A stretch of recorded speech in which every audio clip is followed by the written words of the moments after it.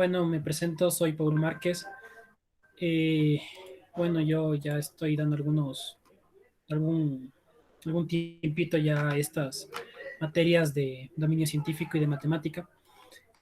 Bueno, aquí obviamente todos somos profesionales, no es como estar con un estudiante, entonces aquí vamos a llegar a un consenso, eh, todos estamos aquí para llegar a un consenso y somos yo creo que ya personas profesionales que sabemos de este asunto, de esta materia. Entonces yo en ningún momento, obviamente, yo voy a imponer una manera de resolver, sino más bien llegar a un acuerdo entre todos. Bueno, entonces sin más, no voy a compartir la pantalla. Por favor, si me confirman si es que se ve la pantalla.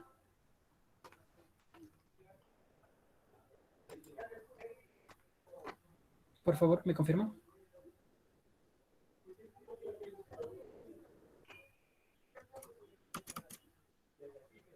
¿Se ve la pantalla? Por favor, me pueden confirmar.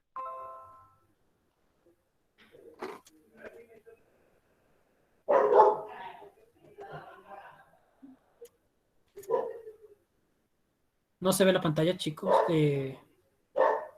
Profes, Sí, sí, en la pantalla, profe. muchas gracias. Muchas gracias por confirmar. Ok, vamos a hablar primero del tema de matemática. Esto es de manera general, ¿no? Aquí comencé con los temas más globales que pude encontrar. Eh, Esta pregunta que habla sobre rectas perpendiculares, ¿no? Todos ya conocemos cómo calcular esto, solo el número que la acompaña, por decirlo así, a la X es mi pendiente, como habla de rectas perpendiculares. Bueno, el gráfico ni siquiera lo pone en la prueba, pero ni siquiera es necesario, ¿no? No se puede relacionar. Eh, lo que tenemos que ver es la X, el número que acompaña a la X, la pendiente, ¿no?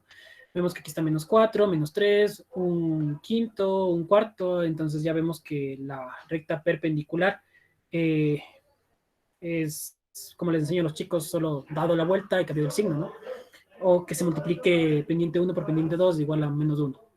Entonces, en este caso, menos 4 por un cuarto nos da el menos 1. Entonces la respuesta es 1 y 4. Si es que tienen alguna duda, me lo hacen saber. Yo voy a continuar de largo, pero si es que alguien para, me dice, tal vez estás mal, yo puedo equivocarme, somos humanos, ¿no? Me lo hace saber. O si alguien tiene una duda, yo puedo decirle. Bueno, entonces aquí tenemos también generalmente en algunas, bueno, en varias preguntas nos piden identificar si es que eso no es función, una gráfica, ¿no? Eh, no sé cómo lo hagan ustedes, solo yo lo hago con la eh, regla de la línea vertical. Si cruza en dos puntos no es función. Cruza en dos puntos no es función. Cruza en dos puntos no es función. Cruza en dos puntos y en algunos lugares cruza hasta en tres puntos, tampoco es función. La única que es función es la C. ¿Sí? La C. Continuamos. Aquí también hay otro que nos pide ver si es que es función, pero con diagramas, ¿no? Viendo el conjunto de llegada al conjunto y el conjunto de partida, ¿no? Para saber aquí, ustedes ya deben saber que del dominio debe partir de cada elemento, debe partir una y solo una línea a otro elemento del conjunto B. En este caso nos pide ver cuál es la función y sería la 1 y la 3.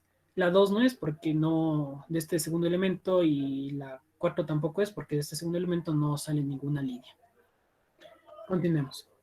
Aquí nos pide que encontremos es paralelismo, ver si es que una recta es paralela.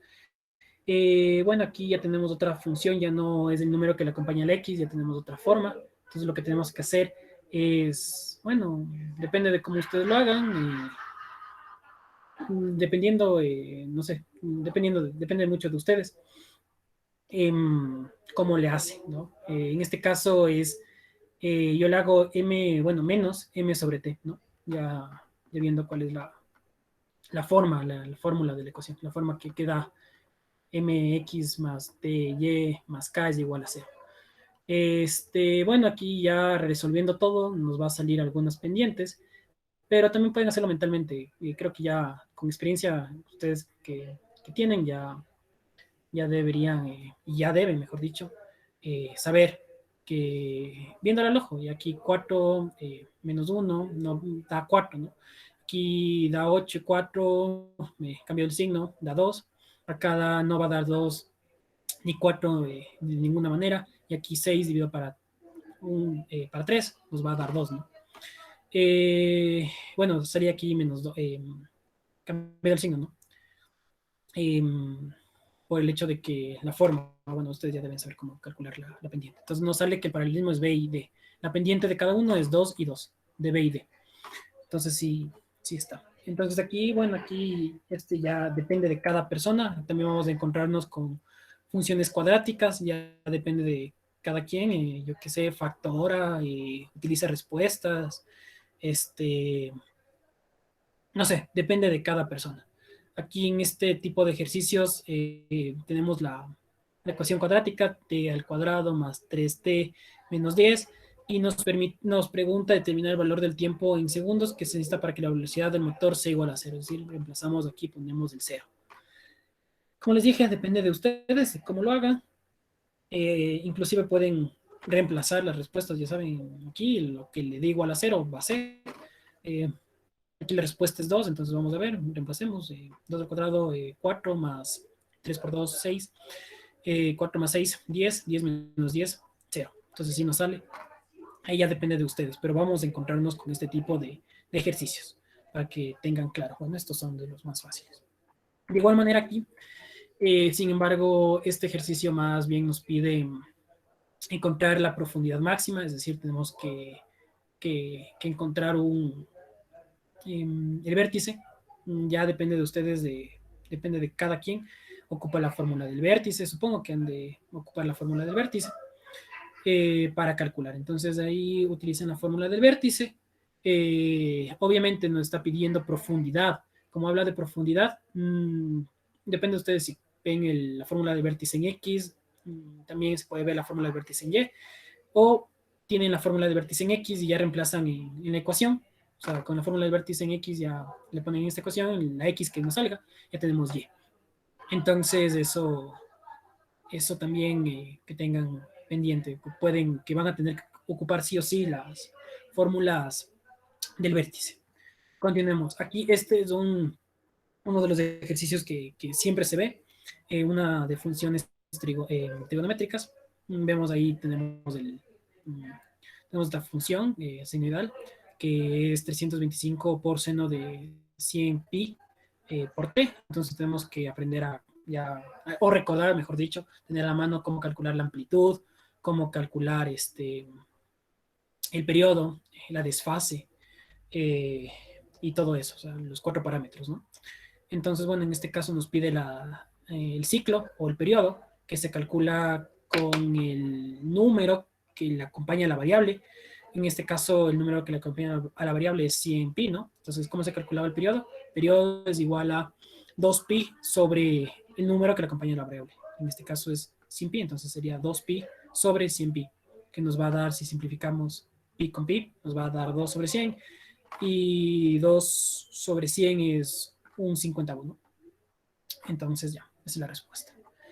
Continuemos aquí. Este ejercicio es de los más fáciles, ustedes ya deben saber un poco de propiedades de los logaritmos. Lo único que quería indicarles aquí es que ustedes al despejar de, bueno, ya aquí A es años, ¿no? Ponemos aquí A años, aquí ponemos el 4, horas es 8, ya ponemos aquí el 8, ya calculamos con calculadora como quieran, o bueno, con las propiedades, que sería lo más óptimo para hacerlo más rápido. Y van a ver que es fácil el ejercicio, lo único que nos va a salir es D igual a 2. Y aquí tenemos que leer bien, eso sí, lean 2 veces, 3 veces, a pesar de que digan este ejercicio ya lo vi, a pesar de que ustedes digan, este es fácil y solo vean la función, lean el ejercicio, a veces cambian algunas partes o a veces hay detalles que nosotros no vemos. Vemos aquí que nos va a salir 2 y nosotros decimos, es 2 de 1, pero aquí nos dice determine su depreciación en dólares y D nos da en miles de dólares, así que no ha sido 2, ha sido 2000. Entonces eso que tengan pendiente, por favor. Bueno, acá tenemos un poco de intervalos. Creo que esto ya creo que la mayoría, bueno, todos, mejor dicho, conocen. Tenemos un intervalo entre épocas lluviosa y época calurosa, que tenemos aquí este intervalo de aquí, tenemos con este intervalo de acá. Tenemos que ver el intervalo en común, bueno, ya no sé, tal vez un grafiquito si es que necesitan o mentalmente. Eh, y nos vamos a dar cuenta que va a ser 19 hasta el 23. Bueno, no sé cómo ustedes lo analicen, este tipo de ejercicios, pero obviamente eh, aquí desde el 23 para adelante no va a incluir en este, y acá desde el 12 hasta el 19 no va a incluir en este. Entonces, bueno, ahí ya depende de cómo lo hagan ustedes. Quizá lo que más hay que analizar es los corchetes. Obviamente este es abierto porque aquí no se incluye el 19 y acá sí se incluye, pero no está en común, ¿no? Solo el común es aquí ya desde el 19 para arriba. Y el 23, pues sí está en común. Aquí sí está el 23 y aquí obviamente se incluye el 23. Entonces, la respuesta es esta. Aquí también nos vamos a encontrar con sistema de ecuaciones. Ya depende de ustedes cómo lo hagan, matrices, no cualquier regla de, bueno, Kramer ya lo mismo que matrices, cualquier cosa que ustedes ocupen, sustitución, no sé, suma y resta, no sé. Ahí ya depende de ustedes cómo lo hagan, pero nos vamos a encontrar también con ecuaciones, con sistema de ecuaciones. También se puede, como ya saben, ocupar respuestas, no lo recomiendo porque se van a demorar más, pero pueden ocuparlo, ¿no? La respuesta es la que vemos aquí, con un sistema de ecuaciones simple y sencillo. Acá, bueno, aquí tenemos otro sistema de ecuaciones que tenemos que hacerlo. Aquí nos pide por la regla de Kramer, pero bueno, ya nosotros podemos ver lo que hacemos, ¿no? No es necesario, no nos van a ver que hacemos por la regla de Kramer. Pero sí repiten mucho esto de sistema de ecuaciones, por eso lo puse 2 veces. Entonces aquí está un ejercicio en el cual nos sale 120 por el sistema de ecuaciones. Continuemos, aquí tenemos que factorizar esta expresión. Vemos que tenemos m a la quinta más 32 y abajo 6m cuadrado más 4m menos 2.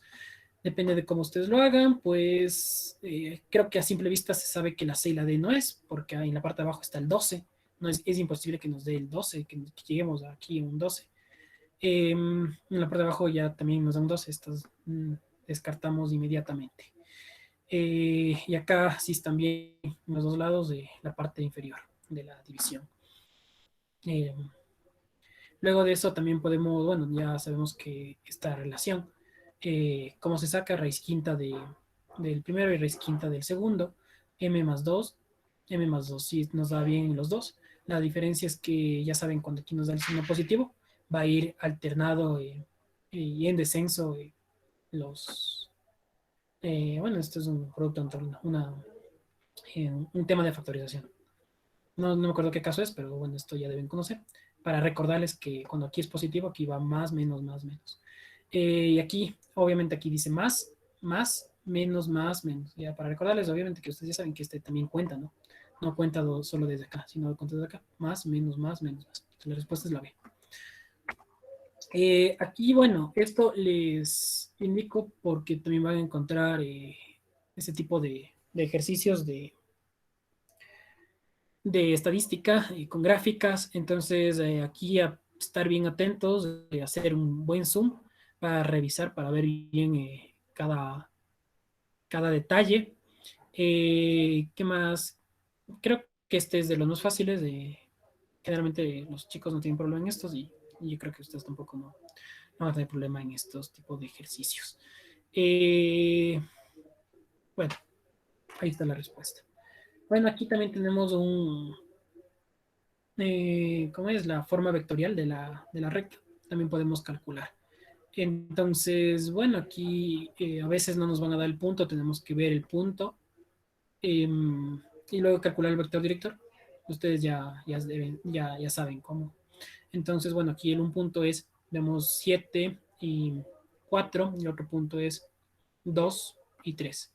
Entonces, bueno, vamos a ver el punto, si es que está algún punto de esos, vemos que sí el punto es el 2 del 3, el 2 del 3, aquí está el 7 y el 4, el que no está es del 5 y el 1, este ya no va a ser. Y si es que está aquí el 5 y el 1, ya sabemos que este va a ser el vector director, por algo les ponen, ¿no? No es de la nada. Entonces este va a ser el vector director, pero hay que comprobarlo, ¿no? Entonces vamos a ver. 7 en X menos 2 en X nos da 5, ¿no? Y en Y, 3 en Y menos 2 en Y, no, sí, no, a ver, 4 en Y menos 3 en Y nos da 1, 5 y 1. Entonces, sí, si ha sido el vector director 5 y 1, entonces va junto a nuestro parámetro. Que este parámetro va a ser K, puede ser alfa, ya ustedes saben, puede ser T. ¿Ya? Entonces aquí va el punto y el número que le acompaña, o el punto que le acompaña al parámetro es nuestro vector director.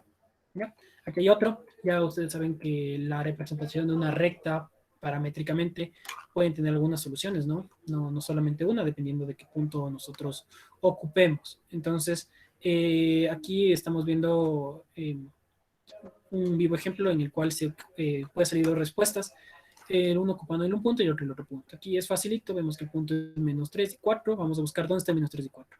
Menos 3 y 4, esta es una respuesta, aquí está 4 y menos 3, esta no ha de ser la respuesta, está al revés.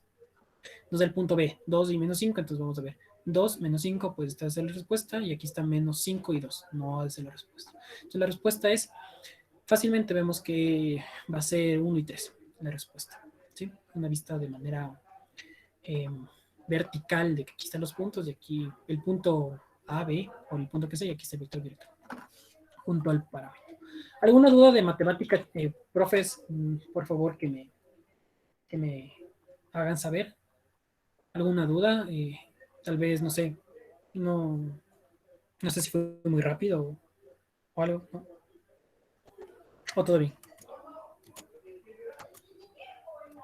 ¿Todo bien?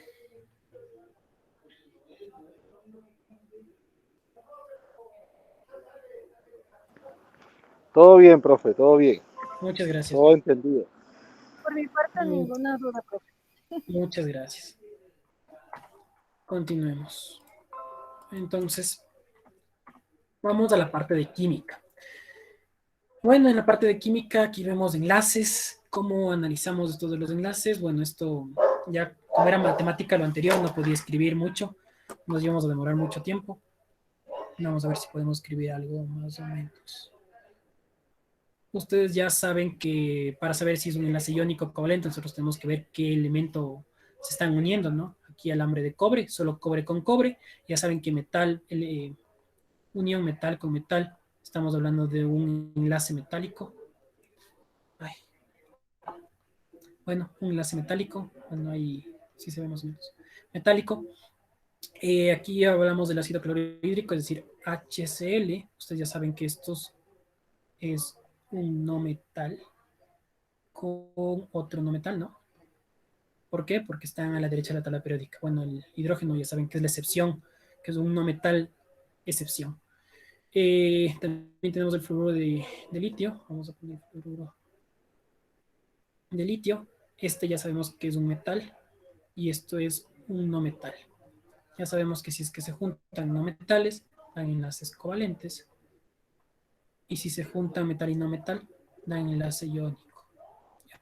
Fácil para identificar. Entonces ya sabemos que es la 1 enlace iónico con el fluoruro de litio y el covalente con el ácido clorhídrico. Y se quedó solito el alambre de cobre porque no hay enlace metálico. Este de aquí, ley combinada, ¿no? De los gases. Bueno, depende de cómo lo haga cada quien, ¿no? Creo que ya depende de cada quien. Cómo lo haga, pueden hacer de esta manera. Para recordarles un poco. Ley combinada de gases y ver que está constante. En este caso es constante la temperatura. Se elimina la temperatura. Nos quedamos solo con presión 1, volumen 1 igual a presión 2, volumen 2. Y ya, solo reemplazamos, ¿no? No se olvidarán que la temperatura, bueno, ahorita en este caso no hay temperatura, pero la temperatura va en grados Kelvin. Y no importa si está en milímetros de mercurio o en atmósferas la presión, y no importa si está en litros, mililitros, en lo que esté el volumen, con tal de que estén aquí, acá en la misma unidad, no hay problema. Entonces al despejar nos va a dar este valor que está aquí. Entonces estos son los conceptos. ¿Sí? Aquí también tenemos otro concepto para ver si es que es un enlace iónico, covalente, metálico, que serán. Entonces, aquí vamos a analizar, ¿no? Otra vez de la misma manera. Este es un metal y este es un bueno, este funciona como no metal, ¿no? Interactúa como no metal, ambos son no metales. La unión entre estos dos va a ser de tipo iónico. Y aquí en cambio un enlace entre el oxígeno, el hidrógeno, el enlace, como estos dos son no metales, nos va a dar un enlace covalente. ¿Ya? Continuamos. Bueno, aquí ya sabemos que también nos van a pedir pH. ¿Qué les puedo decir de este ejercicio? Que saber que este compuesto, lo que está aquí, ya sabemos que es ácido y lo que está acá es básico. El ácido, como es el ácido carboxílico, es un grupo funcional ácido, aunque sea orgánico, pero es ácido, ¿no? Y el OH es básico. Entonces, bueno, en base a eso decimos que el compuesto A tiene un pH menor a 7 porque es ácido, ¿no? Entonces, sí. El pH B no tiene un pH igual a 7, imposible, está básico, imposible. La reacción química genera productos ácidos, no pueden generar productos ácidos, ¿por qué? Porque es una reacción de neutralización. Reacción de neutralización ácido más base nos genera una sal neutra más agua. Sal neutra. La respuesta es 1 y 4. Aquí, bueno, tenemos que saber recordar los indicadores, los localizadores del benceno. Orto, meta y para. Orto si están seguidos, ortos si están seguidos, metas si están saltándose uno en cualquier posición, voy a poner por acá saltándose uno, y para cuando están de manera opuesta, ¿sí? En cualquier lado que estén. Eh, Aquí nos piden el meta, bueno, también nos dan la posición, ya no hay problema, orto, meta y para.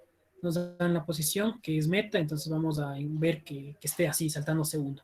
Aquí se están saltando dos, no pueden ser, y este también tampoco, saltándose dos. Puede ser este y este. Pero vamos a ver que nos pide que la fórmula dice dimetilbenceno, es decir, dos veces metiles, metil es solamente un carbono. Dos veces metil, dos veces un carbono. La respuesta es la A. Bueno, también, un momentito, chicos, por favor. Perdón, profes. Un momentito, profes.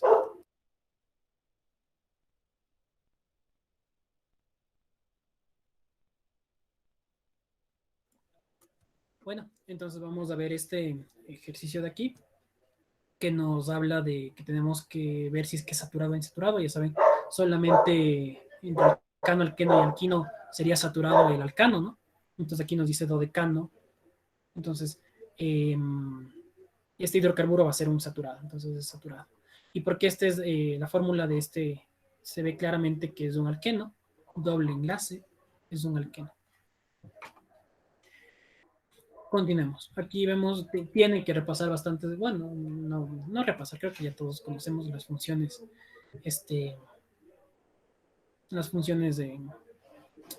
orgánicas, ¿no? Entonces ya sabemos que esto es una amida.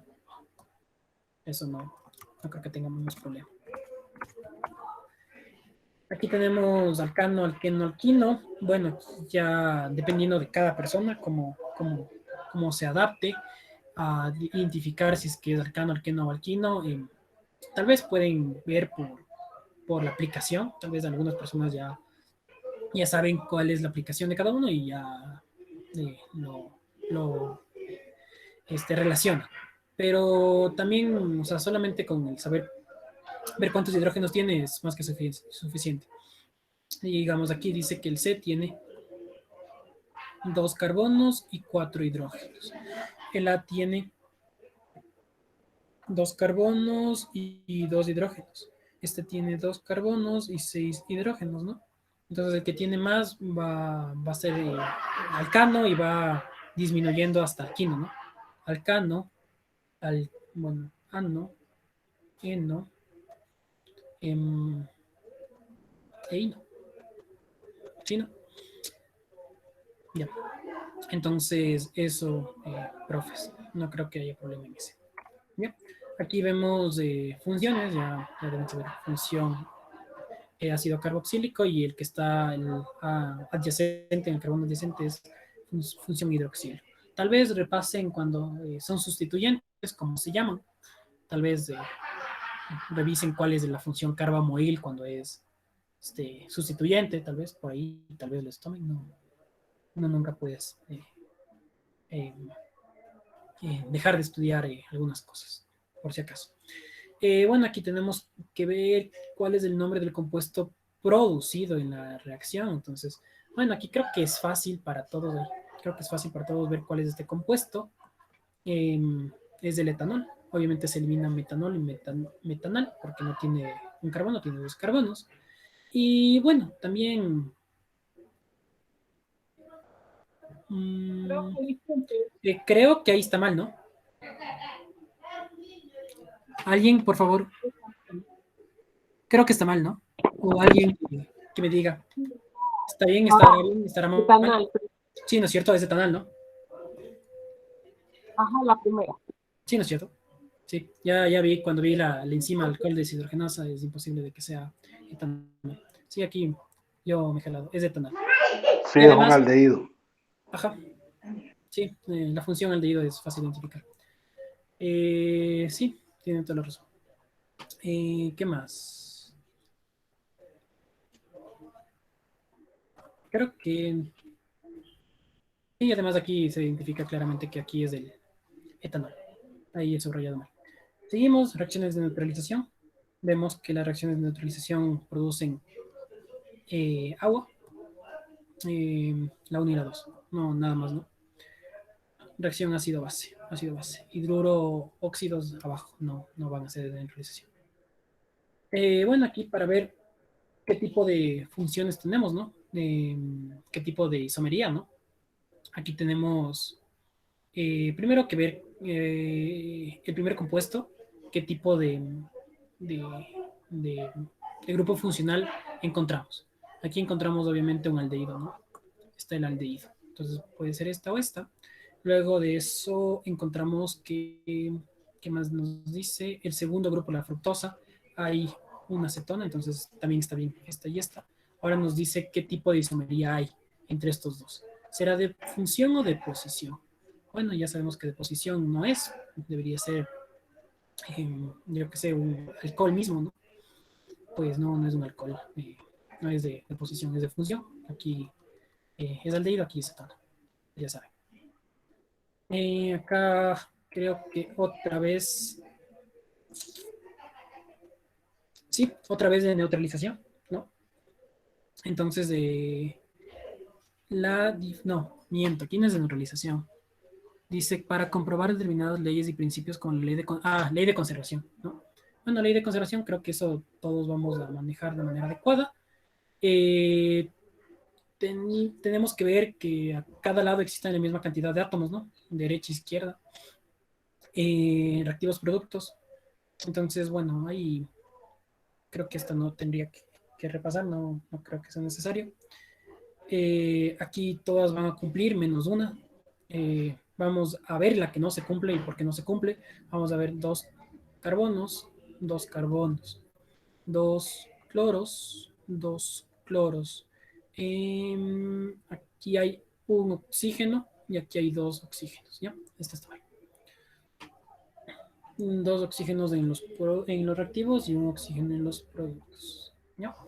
Aquí, bueno, creo que ya todo el mundo sabe que el etileno se utiliza, o es un alqueno, ¿no? Que se utiliza para la maduración de fruta. Entonces, eso se repite en un sinnúmero de preguntas. Entonces, ya sabemos que el C2H4 es un alqueno. Igual, de igual manera, con dos carbonos, saturan, completan, y nos va a quedar C2H4. Doble enlace. Con el triple enlace no nos va a quedar nunca. Y el metano, ¿qué fórmula tiene? El CH4. Y bueno, eso ya es de geometría. Creo que eh, eso ya depende de cada quien. Que a quien le gusta hacer por regla de tres, a quien le gusta hacer fórmulas, a quien le gusta hacer regla de la cadena, a quien le guste, no sé otra. Pero lo que sí, siempre igualarán, no se olvidarán. Nunca, si nunca les dan así, el 90% de las veces no les dan igualada. El 10% les van a dar igualada la reacción, solamente el 10% de las veces. Y de igual manera, ojo chicos, profes, que a veces cuando les dan igualadas, hasta una vez vi que les dieron mal igualada la reacción. Entonces, no sé qué pasó por ahí, pero les dieron mal igualada. Entonces eso, por favor, tendrán en consideración. Y esta es la última. Bueno, esta es igualito de usar presión 1, volumen 1, temperatura 1, es igual a presión 2, volumen 2, temperatura 2. Y puedes solo reemplazar, no es nada del otro mundo. Pero aquí sí quede claro que tienen que transformar los grados centígrados a Kelvin. ¿Ya? No se olvidarán de eh, ese detalle importante. ¿Alguien alguna duda en la parte de Profe, ahorita de... sí, sí, yo le quería preguntar algo. Dígame algo, dígame, Gabriela. Sí, mira, Sí, referente justo a lo último que está diciendo, es de temperatura, ¿verdad? Y eso es referente a física. ¿Obligatoriamente tiene que ser a Kelvin o es porque la respuesta está a Kelvin? y necesariamente tiene que ser O sea, en las opciones de en respuesta Kelvin. nos dan Sí, ¿por qué? Porque en si tú Kelvin. le haces con O sea, grados que centígrados, no te importa sale si esta es respuesta de aquí. Te sale esta ajá. respuesta en grados centígrados. Te sale esta No, en grados centígrados. El no, no, problema, no, eso no, no, no. a ver, En el caso particular de eh, este ejercicio, obviamente sí es a Kelvin, porque la unidad no está dando en Kelvin. Yo me refiero a si es que no tuviéramos opciones de respuesta. Digamos que no nos dan con Kelvin, ¿no es cierto? ajá, Digamos que es un ejercicio que estamos dando como ejemplo, pero no tenemos las opciones de respuesta. Entonces no sabemos si es que es en Kelvin o en centígrados. Es, por ejemplo, el ejercicio normal en clase. Digo, ahí también es obligatorio trabajarle en grados Kelvin, o sea, en Kelvin, o si claro, se puede trabajar en centígrados. ya le respondo. Es una excelente pregunta. Recordemos de dónde sale esta, vamos a poner esta, ya. ¿De dónde sale esta ley combinada de los gases? Pues sale de la ley de gases ideales. En la ley de gases ideales tenemos una constante. Bueno, ya subrayé de más. Tenemos la constante R. Esta constante R está dada siempre, va a estar dada en grados Kelvin. Bueno, tiene unidades, pero incluye grados Kelvin. Entonces, lo más adecuado que nosotros tendríamos que hacer es ocupar las unidades, siempre presión en atmósferas, volumen en litros, temperatura en Kelvin. Pero aquí hay un caso excepcional que tenemos que tener en cuenta. ¿Qué pasa si es que nosotros tenemos la presión y el volumen, yo que sé, en milímetros de mercurio? Ambos. ¿Qué pasa? El factor de conversión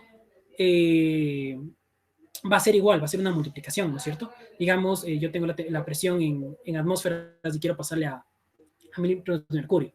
Con 760 le divido, ¿no es cierto? Pero va a ser una división. Una división de ambos lados no va a alterar mi respuesta. ¿Por qué? Porque es una, bueno, ya sabemos que una división, una multiplicación no va a alterar. Pero el volumen, también, digamos, si yo tengo mililitros y quiero pasar a litros, de los dos lados no va a pasar nada, ¿no? Porque yo le multiplico por 1000, yo qué sé, y le multiplico por 1000. No va a pasar nada. O sea, se mantiene lo mismo. ¿Qué pasa con la temperatura? La temperatura para convertir, ustedes ya saben, de grados centígrados a Kelvin, yo tengo que sumarle 273.15, ¿no es cierto? Como es una suma, aquí sí se altera.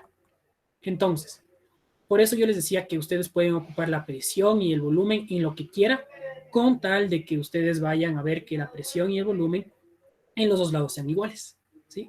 Pero la temperatura sí o sí va a estar en Kelvin. No puede estar en grados centígrados. Nunca. Porque ya les dije que viene de la constante de gases ideales. La deducción se hizo con grados Kelvin, con la constante de gases ideales y ya es inamovible. Entonces, tienen que sí o sí transformar a grados Kelvin. Entonces, si usted hace este ejercicio y la hace con 27 grados centígrados, le va a salir esta respuesta. Y si la hace con Kelvin, le va a salir la respuesta que es esta de aquí. Esa es la respuesta que es la original, como quien Ah, dice, la verdadera. Pero aquí les puse a los chicos de esta para y explicarles lo que estoy explicando, que ya, siempre la temperatura va en Kelvin. ¿Sí? ¿Alguna? ¿Quedó claro, ya. profe Gabriela? Gracias. Sí. Esa era mi única duda. Sí, esa era mi única duda. Creo que desde siempre. Pero sí, ya te lo supe. Le escucho muy bajito, pero creo que me dijo que está todo solucionado, ¿no? ¿O no? Le escucho. No sé, creo que se me está yendo como que la señal. Pero sí, me quedó súper claro. No sé si ahí me escucha Listo. bien. Sí, ahí sí ya le escuché bien, ya me acerqué un poco más de la computadora. Ya. Entonces creo que ya, no. ¿Alguien más alguna duda de la parte de química? Ya, ¿no? Creo que no. Vamos a la parte de biología. Esta es la parte que todos tenemos que, obviamente, me dicen si es que alguna duda tienen. Profe Paul, una cosita nomás. Dígame, Profe Paul, dígame. ya. Solo, mira, yo voy a entrar a una reunión. Apenas termines y que hayan inquietud, todo eso de la parte tuya, pues que pase la profe Gaby que inmediatamente, que no me esperen o algo, ¿no? Sino que sigan adelante con la reunión. Eso nomás. Listo, Gracias. listo, no hay problema.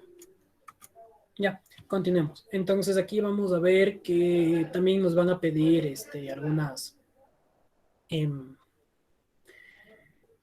algunas, tal vez, no sé cómo decirlo, cosas de que deberíamos saber cultura general de biología, no sé cómo decirlo. Nos van a pedir, obviamente nos van a pedir, yo qué sé, el síndrome de Cri-du-Chat, en qué cromosoma se da. Creo que el único que he visto que sí nos piden o que nos preguntan cuál enfermedad tenemos o tiene la persona que está afectada de la trisomía 21, obviamente es síndrome de Down, es la única enfermedad que he visto que nos obliguen, como quien dice, a saber por cultura general. Entonces ya sabemos que trisomía 21, síndrome de Down. ¿Ya? Bueno, aquí tenemos un árbol genealógico. Bueno, este es fácil. Bueno, no sé cómo ustedes lo hagan. Eh, Vemos si es que hay portadores. ¿Hay portadores? Pues sí hay portadores. ¿Hay portadores hombres y mujeres? Sí hay portadores hombres y mujeres. Inmediatamente decimos que es recesivo. ¿Sí? Entonces, ¿por qué? Porque hay portadores hombres y mujeres. Eso creo que no hay duda. Si es que tienen alguna duda, me lo hacen saber. Bueno, aquí también tenemos otro que dice el síndrome de Cri-du-Chat es una enfermedad genética que se caracteriza por discapacidad intelectual y retraso en el desarrollo. Bueno, eso no nos importa. Dice, este síndrome se genera por una alteración del tamaño. Ya, aquí hay palabras que tienen que estar siempre claras. Dice que va a haber una alteración del tamaño del gen en un segmento del cromosoma 5. Entonces, ¿qué se está afectando? El cromosoma 5, ¿no? Entonces es una enfermedad tipo cromosómica, una alteración tipo cromosómica. Ahora, ¿qué tenemos que ver? Que las cosas puntuales, volver a repetir, leer, ver las opciones, y dice que es una mutación de sustitución o de delesión. Entonces nosotros decimos que es de delesión. ¿Por qué? Porque el tamaño va a alterarse con la delesión, va a perder, ¿no? Delesión es perder. Entonces va a perder un fragmento y se va a alterar el tamaño. Pero en la sustitución no se altera el tamaño, va a quedar el mismo tamaño, tal vez bases nitrogenadas diferentes, igual puede generar una enfermedad, solo una base nitrogenada diferente, ya algunas enfermedades, pero eh, ya no va a cambiar el tamaño. Lo que nos piden aquí es alteración del tamaño, por eso es de lesión. Continuemos. En la imagen claramente se observa enfermedad cromosómica. Digamos que este es el cromosoma 6, este es el cromosoma, digamos, 5. Bueno, es más grande, entonces no, sí estoy 6 y 5. Vemos que hay un movimiento de aquí a acá y de acá a acá. Entonces, un movimiento en ambos sentidos, translocación. ¿No es cierto? Aquí otro de herencia. Vemos en el árbol genealógico, ¿hay portadores? Sí. ¿Portadores hombres y mujeres? No. ¿Portadores solo mujer? Sí. Entonces es cromosoma X, inmediatamente. Ligado al cromosoma X, inmediatamente. ¿Ya? Continuamos. Ancestro común, bueno, aquí hay algunos postulados de la evolución darwinista. Ya tenemos que saber qué palabras nos indican qué es darwinismo, qué palabras nos indican lamarquismo, qué palabras nos indican neodarwinismo. Y también entender cada postulado de cada teoría. El postulado, el primero que nos indican ahorita, ancestro común. Ya saben, ancestro común, relaciones, algo del pasado, algo de alguna estructura vestigial, todo eso, ¿no? Ya saben. Entonces, y selección natural, peleas. O bueno, no necesariamente peleas, yo tal vez me estoy usando mal. Selección natural, lucha por sobrevivir. ¿no? Pero generalmente es de alguna manera que hay una pelea, ¿no? Pero bueno, eso ya depende de cada quien cómo lo vea, pero que sepa relacionarlo bien, ¿no? Entonces aquí vamos a ver el ejemplo B, que dice peleas, también dice que hay espuelas que los gallos utilizan como armas contra peleas. Entonces esto de ley es perdón, es selección natural. Sí o sí, es selección natural. En la última podemos ver que dice, se predice que en 30 años el guepardo deberá adaptar sus métodos de caza, está hablando de caza para sobrevivir, ¿no? O no podrá alimentarse debido a la presencia de hienas y leones. Entonces, otro que es selección natural. Entonces, selección natural es 2 B y D, es este de aquí, y 1 y C, 1 A y C. ¿Por qué razón? Es ancestro común. Aquí nos habla de que las aletas de las ballenas tienen una formación pentadactilar, igual que las extremidades de los tetrápodos terrestres. Están hablando de ancestro común porque de un organismo se diferenció para que se hagan ballenas y por otro lado para que se hagan o se formen o evolucionen en tetrápodos terrestres. Y otro ancestro común habla del ADN del tiranosaurio rex, es la misma que las aves actuales, o sea, cosas del pasado, cosas de relación, ¿no? Entre dos organismos, una relación entre dos organismos y algo del pasado ya es ancestro común. Seguimos, tienen que saber al revés y al derecho la teoría, al menos la teoría eh, del, bueno, no sé cómo la llaman ustedes, caldo primitivo, la quimiosintética, tienen que saberla muy bien. Bueno, ya saben que la atmósfera primitiva carecía de oxígeno. Eso creo que en todas las pruebas o en la mayoría de pruebas he visto esto. Entonces ya saben que la atmósfera primitiva carece de oxígeno y que las moléculas simples las moléculas orgánicas simples que se van a formar son los aminoácidos. Entonces, luego ya, de, aparte de esto, a partir de esto ya se forman proteínas, pero eso ya fue después. Primero se forman las moléculas simples, los aminoácidos. ¿Bien? Aquí hablamos de teoría neodarwinista y darwinista. Bueno, aquí hay palabras claves para saber qué es darwinista y qué no es darwinista. Darwin, ya sabemos que hay conceptos que no se pueden ajustar, como quien dice, a Darwin, eh, porque son muy actuales, por decirlo así. ¿Sí? Entonces hay conceptos como puede ser genética, algo de genética, de efecto fundador, de frecuencia génica, cosas así que ustedes no van a atribuirle a la teoría, ay, perdón, a la teoría antigua de Darwin, sino más bien a algo nuevo, algo nuevo de la teoría de darwinismo, ¿no? Y ya sabemos que todo, desde 1850 en adelante, todo eso va a ser teoría neodarwinista. ¿Qué más? Creo que eso es todo. Vamos a ver más o menos. Aquí dice, los pinzones de Galápagos presentaban una amplia variación en el pico, lo que permitía adaptarse a diferentes hábitats. Esto sí habla originalmente Darwin. Aquí dice en el B, una población de mariposas blancas aparecen mutantes.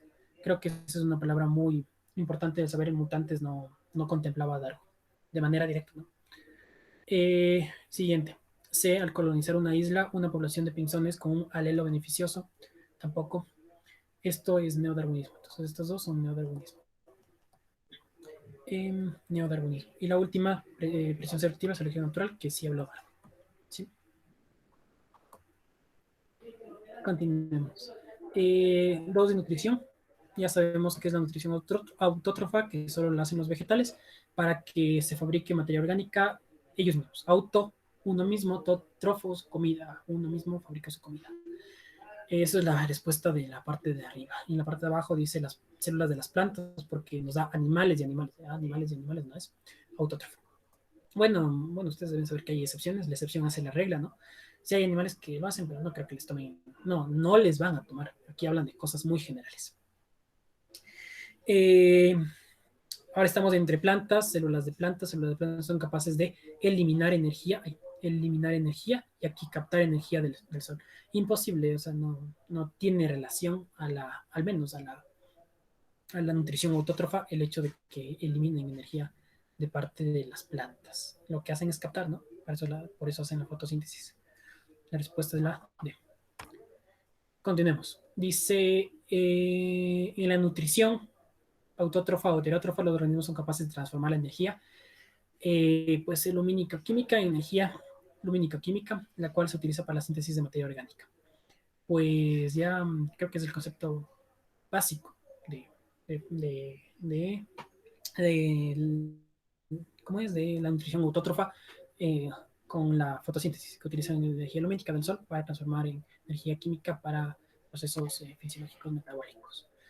Y ya saben, hay palabras muy características de cada teoría de evolución.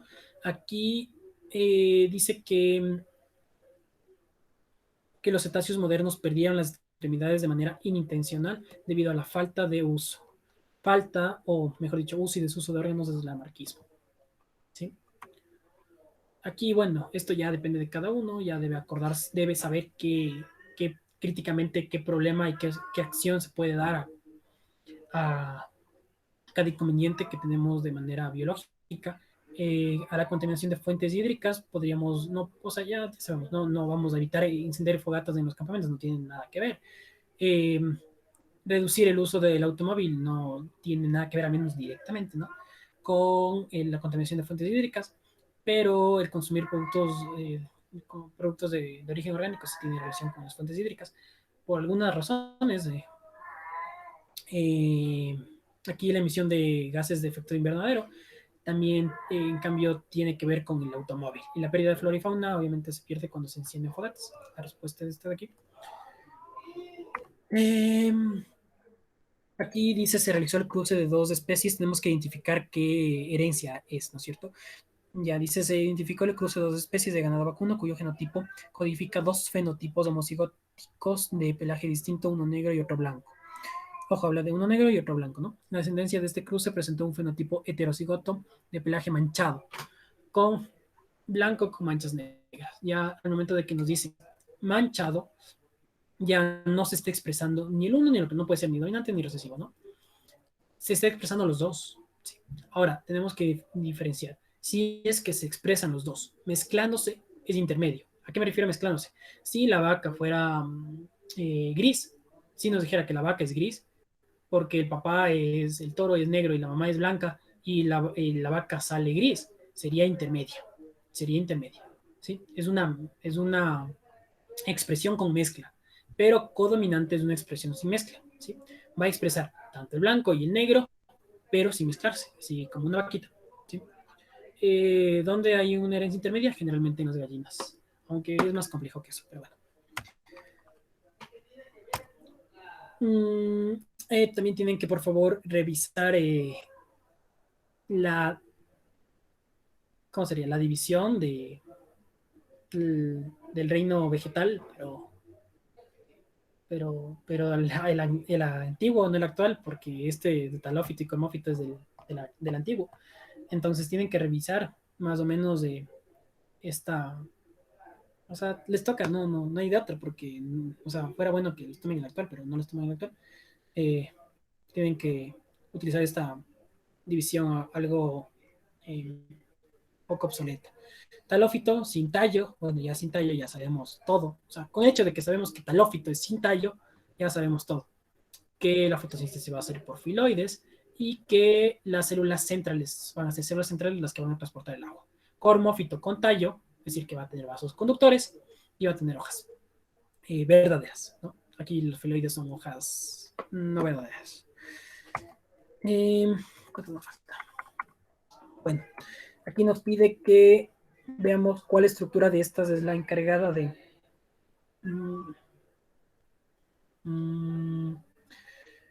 realizar el intercambio gaseoso, ¿no? Habla de propagar el oxígeno y el dióxido de carbono al exterior, un intercambio gaseoso. Sabemos que ninguno de estos, los tres primeros, tiene que ver con eso, ¿no es cierto? Tienes otras estructuras que son diferentes del cloroplastos, de la flor, pero el estoma es la estructura que se utiliza o la célula oclusiva por donde se da el intercambio gaseoso. Continuando este ejercicio de aquí, les resumo más o menos. en una planta, se utilizaron dos plantas. Una planta A se le pone en el jardín y ve que crece, que tiene flores y hojas y todo crece, mientras que a otra se le puso en un armario y se ve que no crece, pero sobrevive, ¿no? Pero no crece. Entonces están preguntando qué es lo que sucede, cuál es la diferencia, ¿no? Entre estos dos. Entonces vamos a ver. Dice, los resultados de este experimento se explican por un incremento de la energía producida en forma de azúcar en el interior entonces, de la planta A. Mientras que la planta B, la energía existente se destina exclusivamente para el proceso de respiración celular que ocurre en mitocondria, ¿no? Y cloroplasto, ¿por qué? ¿Por qué se utilizó el cloroplasto en el experimento A? Porque el experimento A obviamente tenía luz, ¿no? Y el experimento B no estaba con luz. Entonces ahí tiene que ver los cloroplastos, eso ya vimos la energía lumínica y energía química. Tejido vegetativo que transporta la savia bruta, xilema, ¿no es cierto? Savia elaborada, floema. También tienen que ver y recordar qué estructura se mueve para arriba, qué estructura se mueve en ambos lados, qué estructura qué, qué transporta, eso no se olvidará. En este de aquí dice, creo que aquí me faltaba un espacio, vamos a ver. Cuando se examina un corte tejido de una hoja en el microscopio se observa el orgánulo conocido como, aquí hay un espacio, como que se caracteriza por tener ADN. Cloroplasto y cromoplasto, ¿cuál tiene ADN? Cloroplasto. Y luego nos dice que hay un pigmento verde llamado clorofila. Antocianina color azul, morado y rojo y esa escala de colores. Vamos un poco de sistemas. Dice, un pediatra al revisar un bebé diagnostica una malformación en la que existe una apertura eclóptica ventral. ¿Dónde? Uretra o conducto deferente. Bueno, estructura que sirve para la evacuación de la orina en la fase final. Obviamente, ya todos debemos saber que el que permite desde el proceso final, ya desde la vejiga hacia el exterior del cuerpo, es la uretra, ¿no? Nos quedamos con la A y la D. Luego dice, además, solicita exámenes extras debido a una curvatura ventral severa en él. Y estamos con pene o escroto y estructura que consta de 3 cuerpos cilíndricos. De una, ya sabemos que es pene. Pero luego dice que frente a un estímulo sexual se llena de sangre, otra vez pene. Respuesta, uretra pene. Cuando un individuo ingiere un alimento, este se degrada en partículas más simples por procesos mecánicos y químicos medidos por enzimas para que los nutrientes sean absorbidos y lleguen hasta la sangre. En este recorrido, los nutrientes que no logran ser absorbidos son transportados a una estructura que se encarga principalmente de aceptar agua y los nutrientes no asimilados para que sean eliminados. Si esta es la función principal, ¿cuál estructura es la responsable de realizar esto? Intestino grueso. ¿Sí, no? ¿Sí o no? Profes, ¿sí o no?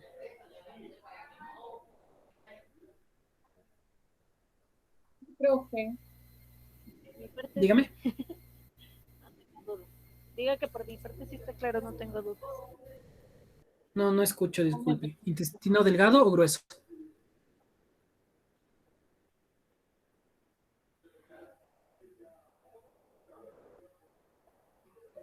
No escucho. ¿Me escuchan? ¿Sí me están escuchando?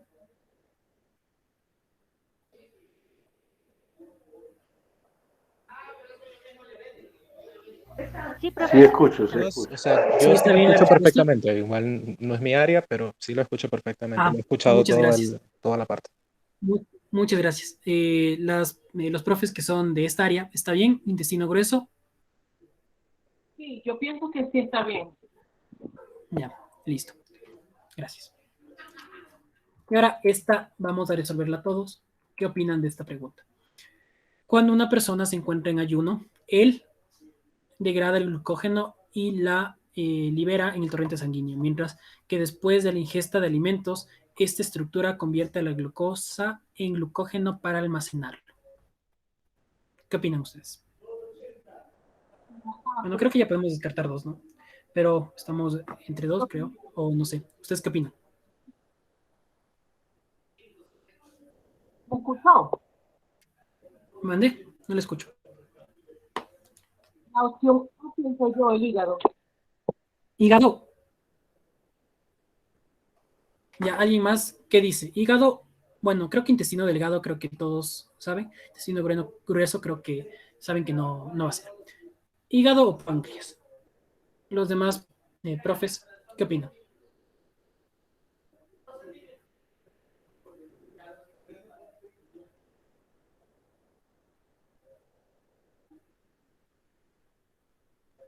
Yo creo que los únicos científicos son usted y mi persona. No le escucho muy bien. ¿Me repite, por favor? Creo que los únicos de científicos son usted y mi persona. Solo los dos somos. ¿Mm? Bueno, entonces sí, la respuesta es hígado. ¿Sí? La respuesta es hígado. Eh, eso es todo. Porque en algún simulador las primeras semanas le daban la respuesta páncreas. ¿Sí? Y pues no entendía. Y luego ya corrigieron. Entonces eso también, Pero, también. ¿toma como correcta páncreas o toma como correcto hígado? Mande, no le escuché. ¿Qué? ¿Toma Lo que como pasa es que creo, correcta el lo que pasa es que el creo que es un sistema? tema de semántica, porque bueno, en el caso del hígado la degrada, pero en el caso del páncreas creo que tiene que ver con un aspecto de generación. Creo que hay una parte de semántica ahí. Claro, el problema creo que fue el hecho de que hablaba de un poco de, no sé, o sea, creo que lo que se confundieron ellos, tal vez, o sea, obviamente el páncreas está muy relacionado a todo lo que estamos viendo ahí, pero lo que definitivamente pusieron, o sea, para poder saber era almacenarlo. Almacenarlo ya lo da directamente al hígado como función, pero como le digo, las 2 primeras semanas de un simulador pasado le daban respuesta al páncreas y yo no entendía por qué. Mm, Entonces luego otra vez ya pusieron que sí era el hígado la respuesta correcta en ese simulador. Por eso les pongo esta pregunta. Entonces, hay también lugares de Internet, ¿no?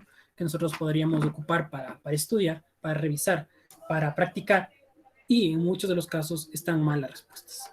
Por favor, tener en consideración eso, eh, que a veces la intuición ya como profesional es más que una página de Internet.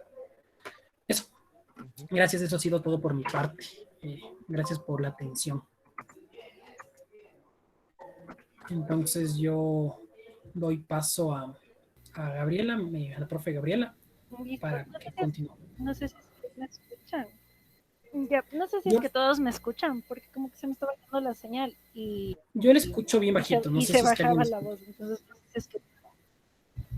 Sí, yo también lo escucho un no sé poquito si es que me bajito, pero lo escuchan escucho. bien o me están escuchando bajito porque, no sé, porque hasta me compré auriculares y nada. No sé si es que ya es la señal No, misma del o sea, computador. le escucho bajito, pero Pero bueno, bien. En mi voy caso le a escucho hacer bajito, lo pero bien. posible para que me escuche. Ahora mejor. Sí, ahí habló, ahí se escuchó Ya, mucho mejor. espérenme un minutito, voy a ver si es que... Eso Listo. digo, creo que es la señal porque estoy con los mismos auriculares y no he cambiado nada. Pero bueno, espérenme un minutito y ya les comparto, ¿ya?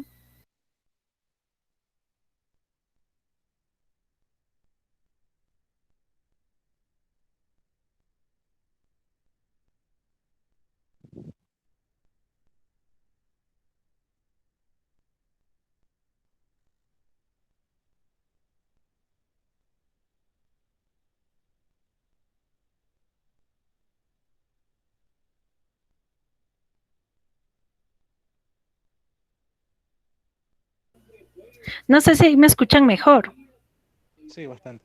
o, Sí, o mucho igual mejor. bajo. No, mucho mejor ahí.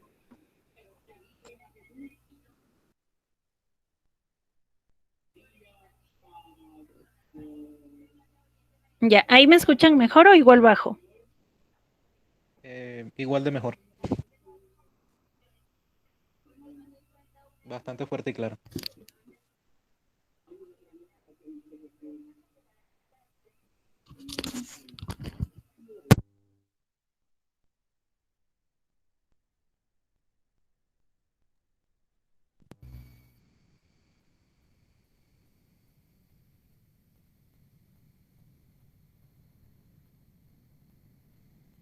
Ya, no sé si es que ahí me escuchan bien.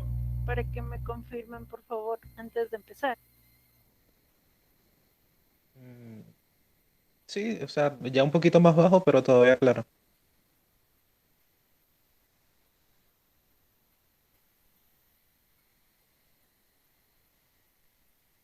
¿Ahí me escuchan? Sí. Sí, claro, claro. Les escucho.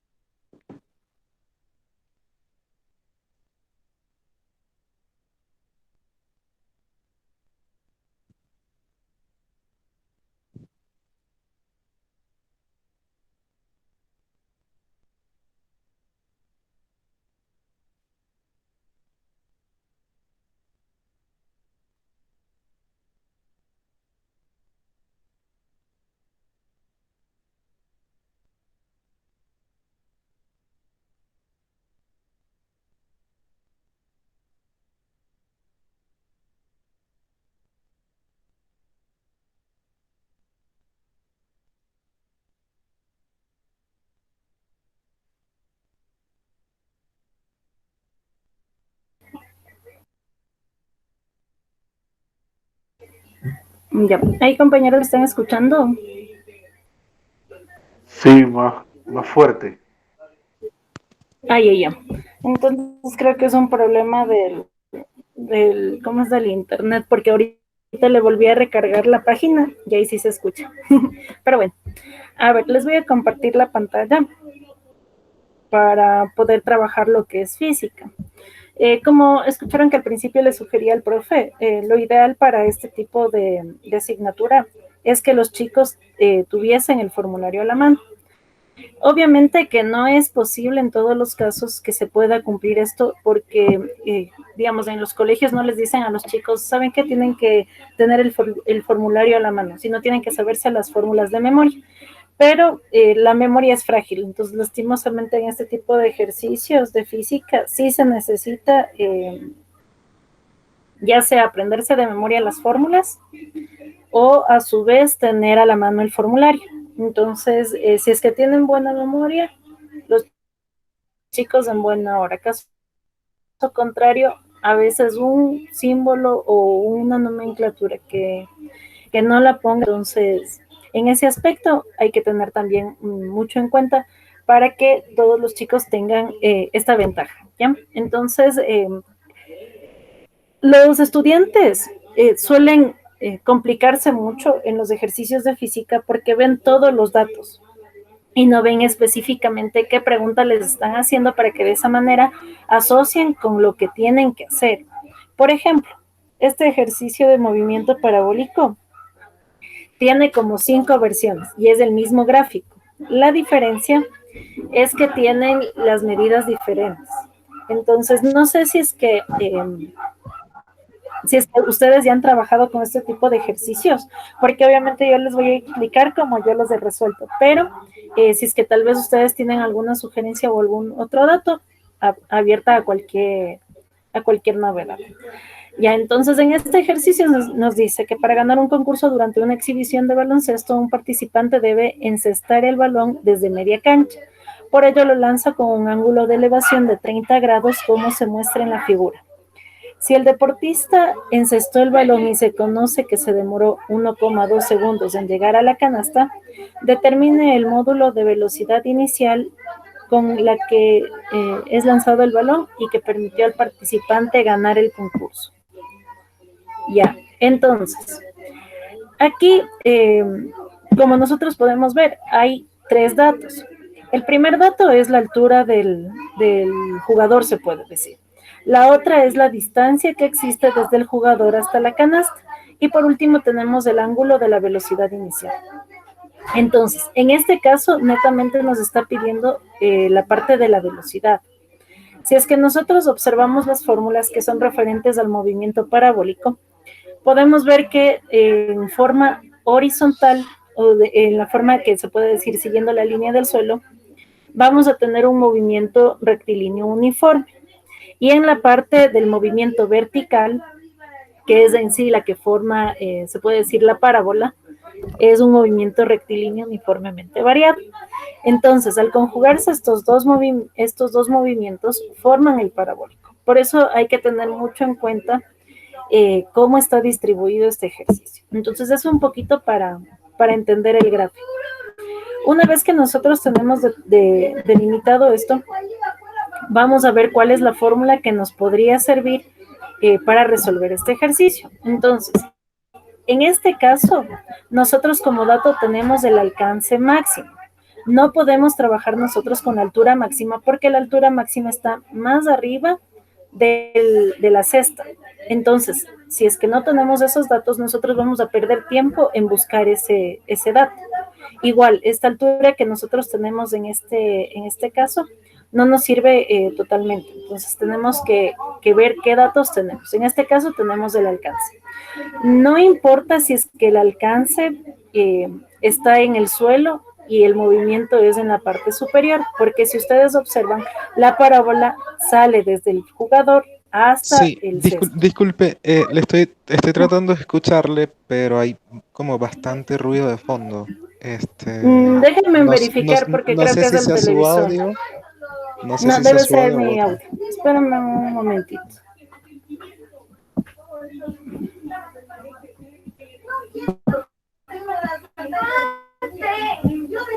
Ya, espérame un momento que no puedo.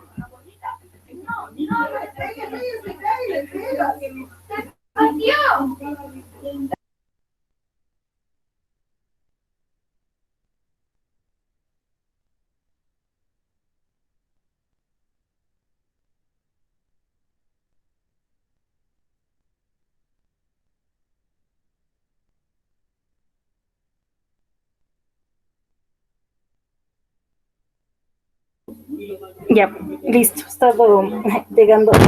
Listo. A ver, no sé si es que ahí se puede observar nuevamente el ejercicio. Sí, yo lo veo. Sí, sí se ve. Sí, Sí, ya. perfectamente. Listo, entonces, ya. Entonces, como les iba explicando, todos estos datos que a nosotros nos pueden estar dando en el gráfico, a veces no los vamos a utilizar todos. Por ejemplo, como les decía, en la parte del alcance es la misma distancia que existe desde el suelo del jugador hacia el arco o hacia el cesto del balón, y es la misma distancia que existe desde la cabeza hacia el aro. Entonces no hay ningún problema en esta distancia.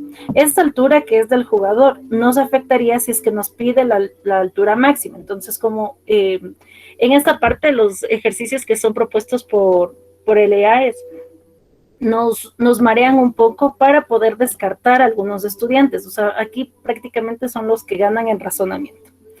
Entonces, como les decía, aquí la única fórmula que nos sirve es en la que tengamos el alcance máximo. Entonces, el alcance máximo aquí nosotros tenemos que es igual a la velocidad inicial al cuadrado dividido para la aceleración de la gravedad y por el seno del doble del ángulo. Como les mencionaba yo algunas veces a los estudiantes en la aceleración de la gravedad, nosotros generalmente trabajamos con 9,8 o con 9,81, pero hay que aclararles que el EAES no hace válidos esos datos, sino hacen válidos los datos que son en Estados Unidos, que es en el 10. Ya, si es que los chicos llegan a preguntar, porque a veces son muy curiosos y dicen, no, pero es que ¿por qué el 10 si siempre hemos trabajado con 9,8?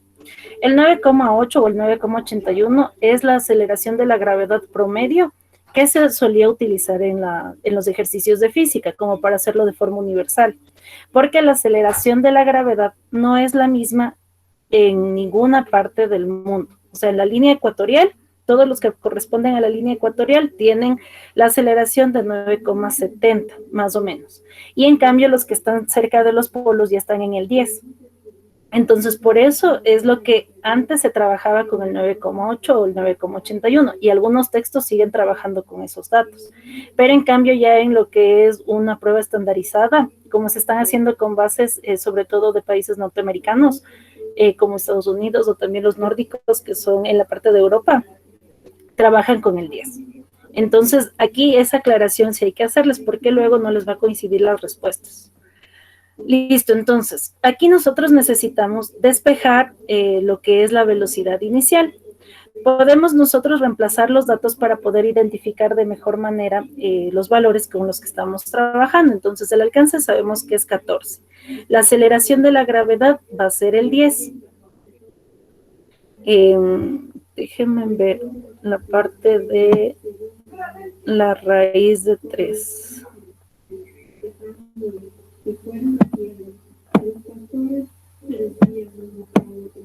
Ya. Listo. De ahí nosotros vamos a tener que el seno del doble de un ángulo va a ser la raíz de 3 coseno del ángulo. Esto es por una propiedad de geometría que nos sirve para poder aplicar en este ejercicio, para poder sacar lo que son las raíces. Ya. Una vez que tenemos nosotros esto, vamos a multiplicar la raíz de 3 por un medio, que es el coseno de 30 grados. Multiplicamos este valor y vamos a tener la raíz, que va a ser el 12,71, que es el equivalente al 70 raíz de 3 sobre 9. Y de esta manera tenemos el valor de la velocidad inicial. No sé si es que aquí tienen alguna duda.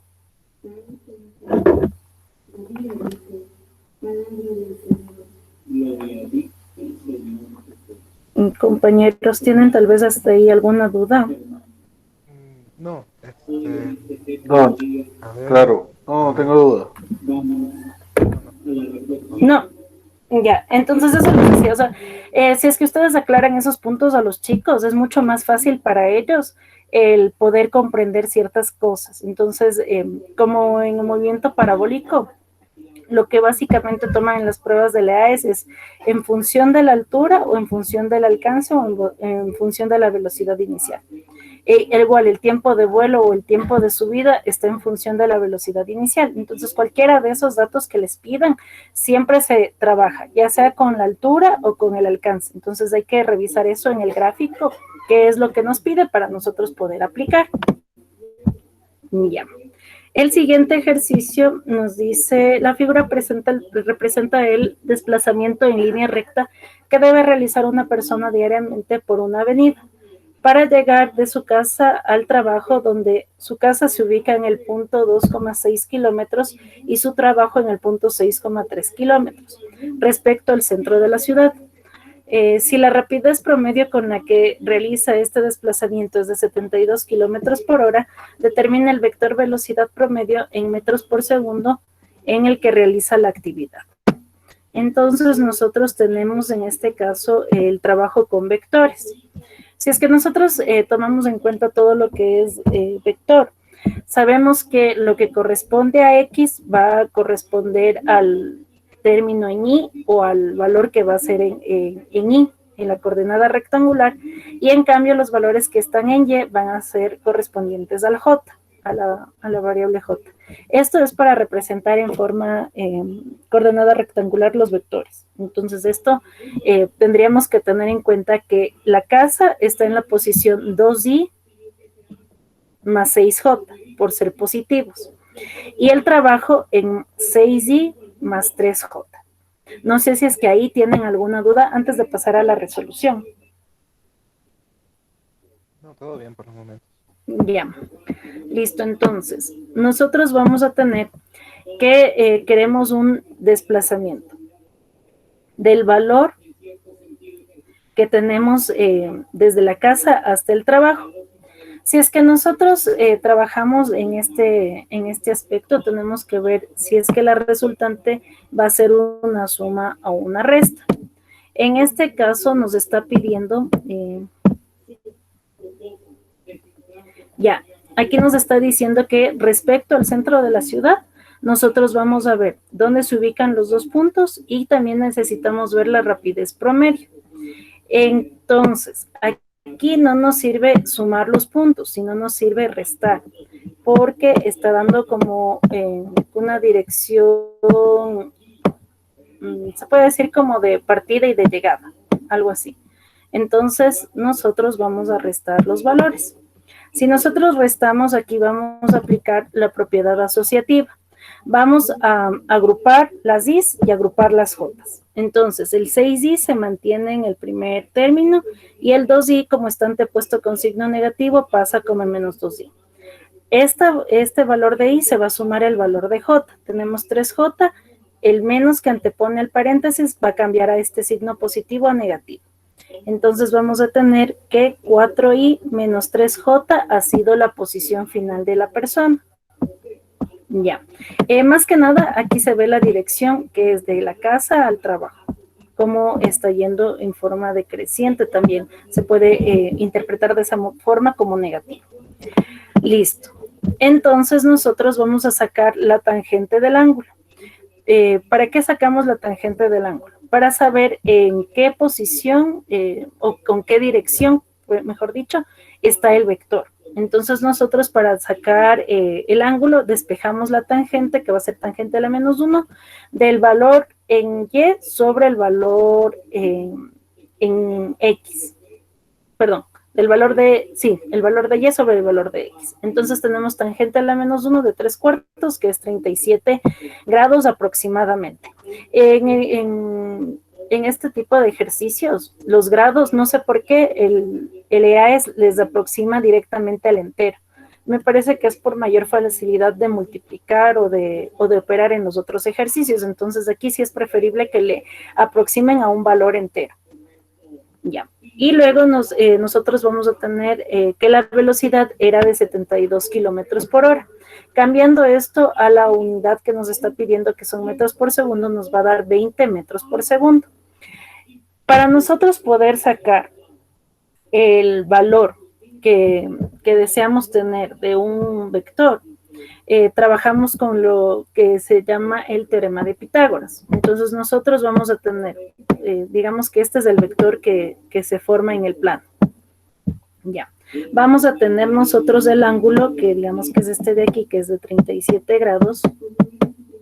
Y necesitamos saber nosotros la coordenada en y la coordenada en x. Entonces, en relación de este ángulo, y va a ser el cateto opuesto. Si es que nosotros identificamos esto o le asociamos con una función o con una identidad trigonométrica, el cateto opuesto está directamente relacionado con el seno. Y como nosotros conocemos la hipotenusa, que en este caso es el módulo de la velocidad, vamos a tener que para y vamos a aplicar el seno del ángulo. Y para x, en cambio, vamos a aplicar el coseno del ángulo. Entonces, 20 coseno de 37 nos da 16i y 20 seno de 37 nos da 12j. Y ahí tendríamos nosotros, voy a borrar esto de aquí, tendríamos nosotros la respuesta que está en la parte de acá. Ay, perdón. Se me fue. Ya. En esta parte, el signo a mí no me coincidió con estos ejercicios. Yo los saqué de la prueba del EAES del año anterior, pero no me coincidía el signo. Entonces aquí yo sí tomo en cuenta lo siguiente, que estamos nosotros trabajando en el primer cuadrante. Entonces, en el primer cuadrante siempre los dos signos van a ser positivos. Entonces, aquí es un poco de error de digitación, que como ya mencionó el profe anteriormente, a veces a lo que digitan en las pruebas o en los simuladores, mandan una respuesta, pero que no está todavía corregida. Entonces, esta parte sí les menciono porque no nos va a coincidir el signo. No sé si es que hasta ahí tienen alguna duda. ¿Puede poner el ejercicio otra vez, por favor? Sí, ya les voy a poner de nuevo la imagen para que puedan observar. Espérenme un ratito que se me fue mucho. Ya. Gracias. Ese de aquí. No sé si que necesitaban esa parte o la... No, esa parte está bien. Gracias. Ya. Listo, entonces eso les mencionaba. No sé si es que hasta ahí tienen alguna duda. Más que nada, como yo siempre les he mencionado, tanto a los estudiantes como a algunos compañeros que tienen como que un poquito de conflicto con física, porque no les gusta mucho la física. Si es que se dan cuenta, es matemática, pero aplicada en despeje de fórmulas o en interpretación de los datos. Entonces, no es muy complicado, siempre y cuando ustedes dominen la parte de fórmulas. Si es que ustedes dominan parte de fórmulas, ya lo demás está al otro lado. Ya, vamos al siguiente ejercicio. Un taxi que viaja a una rapidez v en una trayectoria rectilínea divisa a un cliente habitual a una distancia de 25 y se acerca hasta detenerse por completo con una aceleración que está en función de la rapidez con la cual el taxi se movía. Ya, aquí está el ejercicio. En este caso, la aceleración no nos están dando un valor exacto. Entonces, aquí tenemos que hacerlo un poquito en relación de qué estamos nosotros trabajando. Entonces, aquí tenemos al vehículo que está en movimiento, que se encuentra a 25 metros del individuo. Entonces, nosotros vamos a tener aquí, ya, vamos a tener que la velocidad inicial va a ser igual a la velocidad final, porque parte del reposo y llega a detenerse. Entonces, ¿va a haber un cambio de velocidad en el transcurso? Sí, por ende va a existir una aceleración. Pero indistintamente de que la primera velocidad con la última velocidad sean iguales, en el movimiento se está produciendo una aceleración. Entonces, eso también hay que tener claro. A veces el movimiento rectilíneo uniformemente variado tiene características muy semejantes a las del movimiento rectilíneo uniforme. ¿Cuál es la diferencia de los dos movimientos? Que el movimiento rectilíneo uniforme no suele partir del reposo. Ya, si es que les dicen a ustedes que un móvil está partiendo del reposo, automáticamente es movimiento rectilíneo uniformemente variado, porque en algún punto va a llegar a acelerar, va a llegar a subir la velocidad o a bajar la velocidad. En cambio, si es que nosotros estamos en MRU y está un vehículo en reposo, no existe el movimiento como tal. Entonces, eso hay que aclarar siempre a los estudiantes. Ya, la distancia tenemos de 25 y recordemos que la velocidad final es 0. Ya, entonces si nosotros reemplazamos este valor, podemos tomar en cuenta también que la velocidad inicial no va a ser exactamente del reposo, puede ser en un momento durante el movimiento. Entonces eso también podemos aplicar para que no se nos haga aquí la igualdad a 0 y tener en función de la velocidad. Entonces, si es que nosotros trabajamos con dos velocidades, recordemos que tenemos también como incógnito, como dato se podría decir, la aceleración y la distancia. No está involucrado el tiempo, por ende ocupamos esta fórmula, que es la velocidad final al cuadrado es igual a la velocidad inicial al cuadrado, más 2 aceleraciones por la distancia. La velocidad final vamos a tomarla de la que se detiene, que es 0. La velocidad inicial vamos a hacer en cuenta que no es la que parte, sino es una velocidad que nosotros estamos tomando dentro del movimiento, solamente para no igualarle a 0. Y también vamos a tener nosotros el valor de la distancia, que es 25, que eso sería el valor que se reemplaza. Despejando A, nosotros vamos a tener que la aceleración es menos velocidad al cuadrado sobre 50. En el caso de la aceleración, que nos da el valor negativo, quiere decir que no es una aceleración positiva, sino es una aceleración negativa. Al momento de producirse una aceleración negativa, quiere decir que el vehículo está yendo de una velocidad mayor a una velocidad menor. Y por ende cambia el sentido de esta aceleración. Es más o menos como si es que nosotros estuviésemos aplicando una fuerza de resistencia. Entonces, al aplicar una fuerza de resistencia, esto suele cambiar el sentido de la fuerza. Entonces, es algo similar referente a la aceleración. No sé si es que tienen hasta ahí alguna pregunta.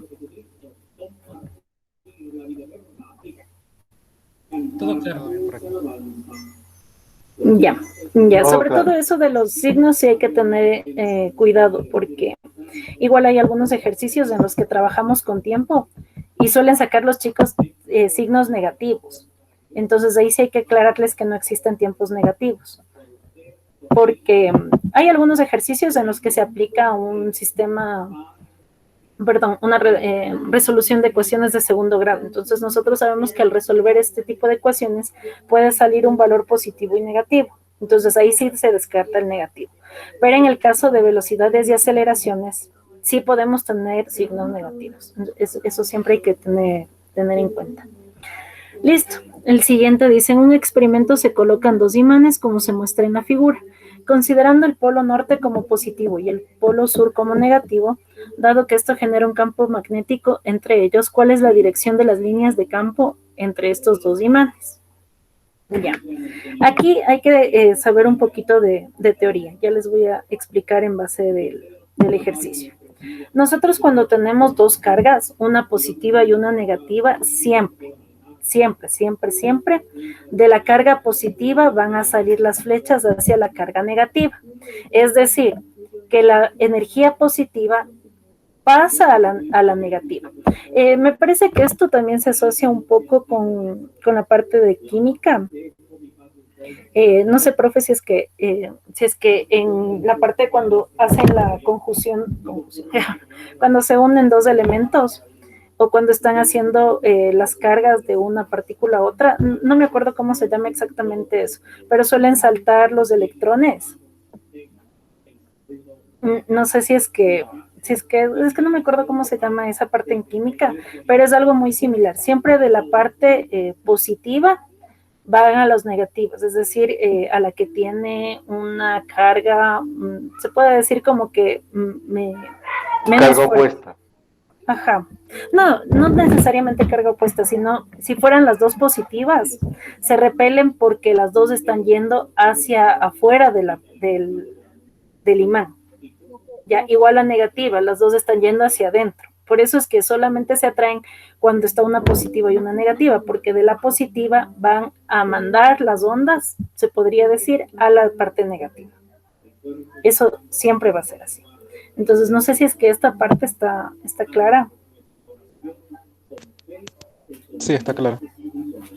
Ya. Listo, vamos al siguiente. Ya, aquí está. En todo campo magnético, las líneas de acción salen del polo e ingresan al polo negativo. Esto también se cumple en la parte eléctrica, porque una cosa es magnética y otra cosa son cargas eléctricas, pero se cumple la misma condición. Siempre de la parte positiva van a salir las líneas de acción hacia la negativa. Ya. Acá tenemos otra. Ya. Si el movimiento de la Luna alrededor de la Tierra se puede aproximar a un movimiento circular uniforme. Ay, perdón. Ya, a un movimiento circular uniforme, ¿cuál es la dirección de la aceleración centrípeta que posee la Luna cuando gira alrededor de del planeta? En la aceleración centrípeta hay que tomar en cuenta que se refiere a cómo tiende a ir el cuerpo o la partícula hacia el centro. Eso es centrípeta, porque también hay la aceleración centrífuga. En cambio, esa es como que tiende a dibujar una línea tangente o dispararse hacia afuera. Y entonces hay que tener en cuenta cuál de las dos nos están hablando. Entonces nos dice que la aceleración centrípeta va a ser perpendicular a la dirección de la velocidad y siempre se va a dirigir al centro de la Tierra. Si es que nosotros vemos la palabra tangente, quiere decir que es centrífuga. Entonces, esta parte sí hay que tener en cuenta.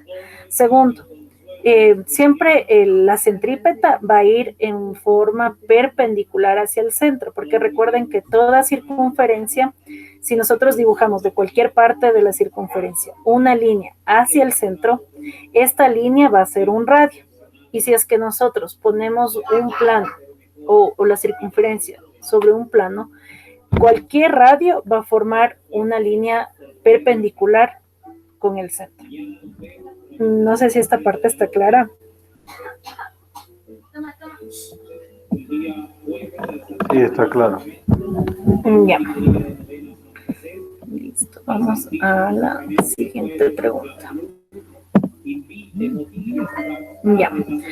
Al comprobar la durabilidad de un sistema de embotellado que utiliza un resorte para facilitar el movimiento de cierto equipo, cuya masa es de 0,1 kilogramos, se ha encontrado que tiene un periodo de 0,1 pi de segundos y durante su funcionamiento debe comprimirse 0,2 metros.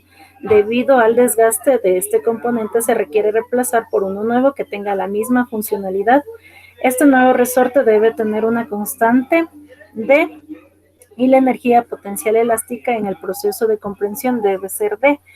Ya, aquí nosotros vamos a manejar en base del periodo, ¿ya? Nosotros siempre que trabajemos con resortes o que trabajemos con elásticos, tenemos que ver qué condiciones nos están dando a nosotros. Entonces, si es que no nos dan el valor de periodo, nosotros utilizamos directamente la fórmula de la fuerza elástica, que es fuerza es igual a menos K por X. X es la elongación o es la cantidad de deformación del resorte. Como en este caso nos dice periodo, utilizamos la fórmula del periodo. Existe esta fórmula que es en base de la constante de elasticidad. Entonces el periodo va a ser igual a 2pi por la raíz cuadrada de masa sobre la constante de elasticidad. Vamos a tener, despejando K, que K es igual a 2pi sobre T elevado al cuadrado por la masa. Esto de aquí reemplazamos y obtenemos que K es igual a 4000 Newton metro. Recuerden que la constante de elasticidad siempre va a estar en Newton por metro, en las unidades Newton por metro.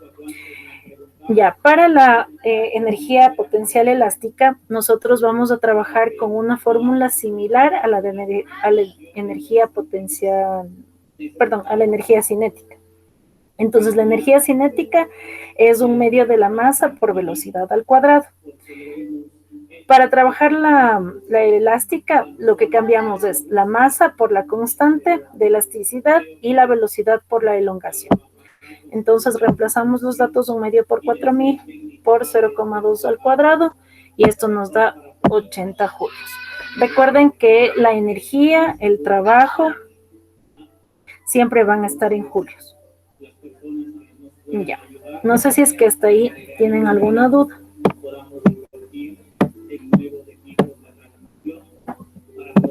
O si está claro esta parte.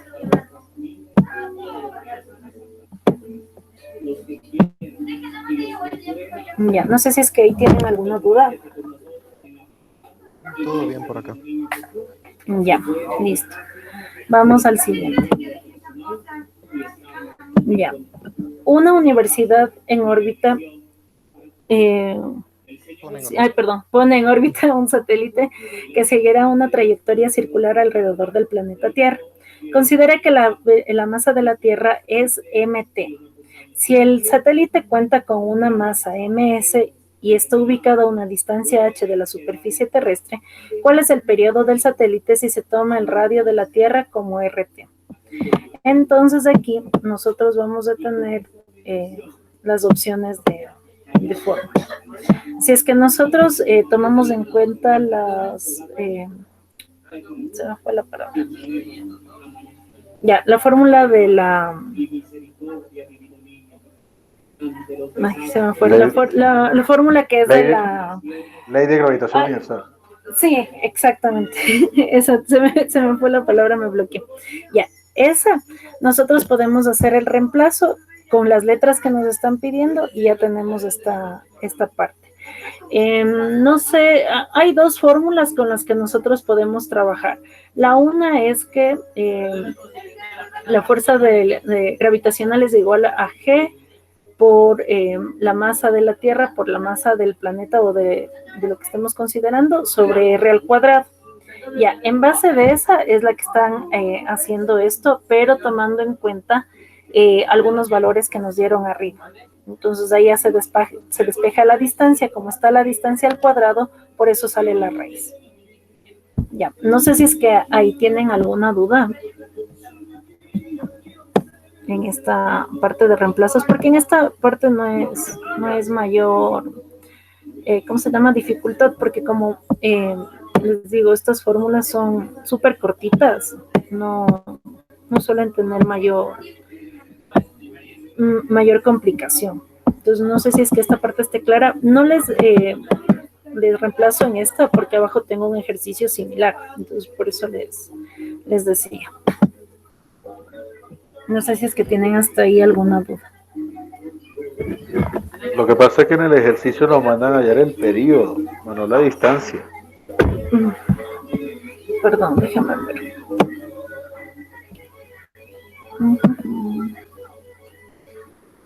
Ay, sí, perdón. El periodo. Déjame verificar la fórmula porque me pareció que sí la escribí aquí en la presentación, pero no la puse. Pero es una fórmula muy similar.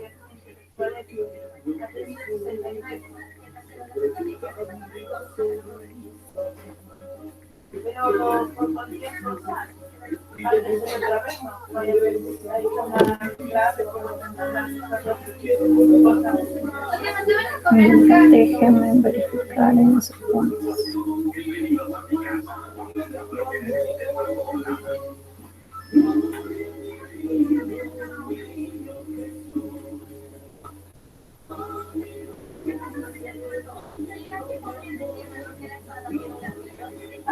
No sé, esta fórmula les debo porque no sé dónde la anoté. Ah, ya la encontré. Ya, a ver.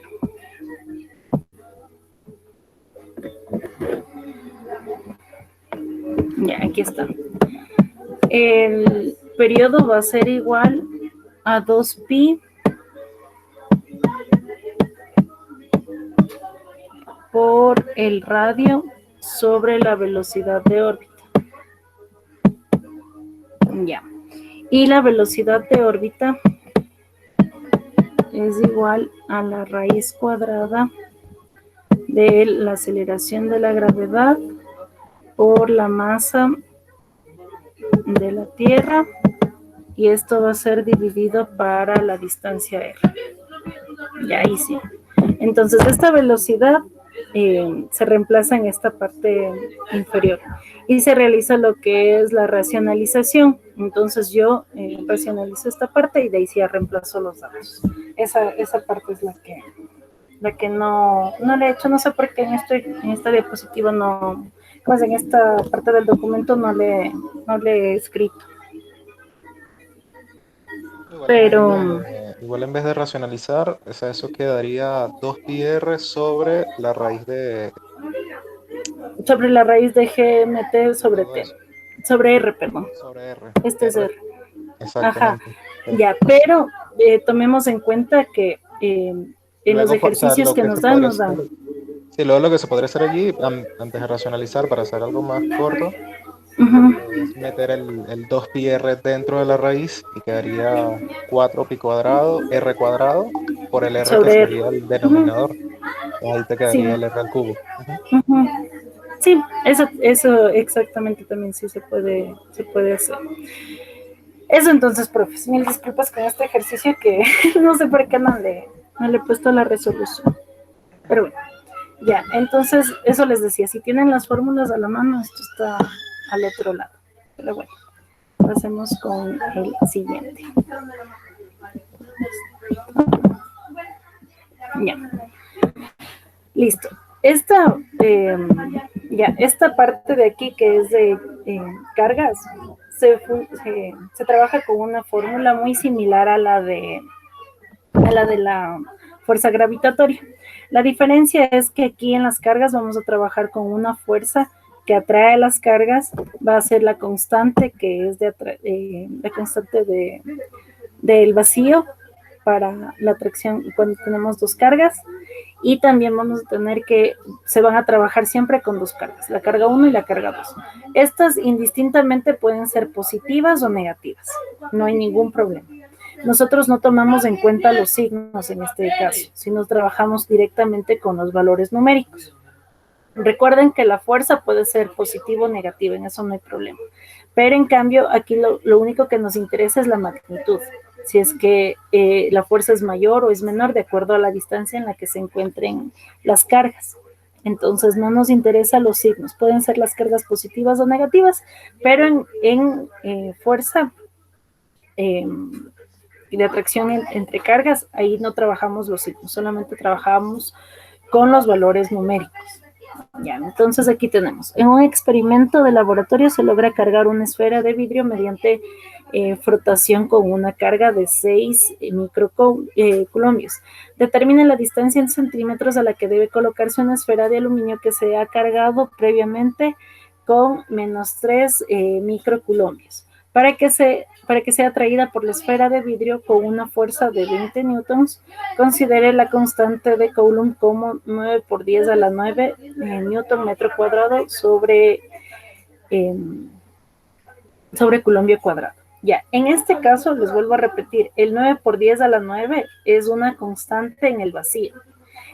Entonces, sí suelen haber también las constantes que son en base al aire o que es en base a la tierra o algún otro elemento que nosotros podamos trabajar, pero eso no les van a preguntar a los estudiantes, eso solamente se trabaja en lo que es ya tema universitario, dentro de alguna rama específica de física. Entonces, en todos los que sean cursos de física de bachillerato o cursos previos a ingreso a la universidad, la K siempre va a tener este valor, de 9 por 10 a la 9.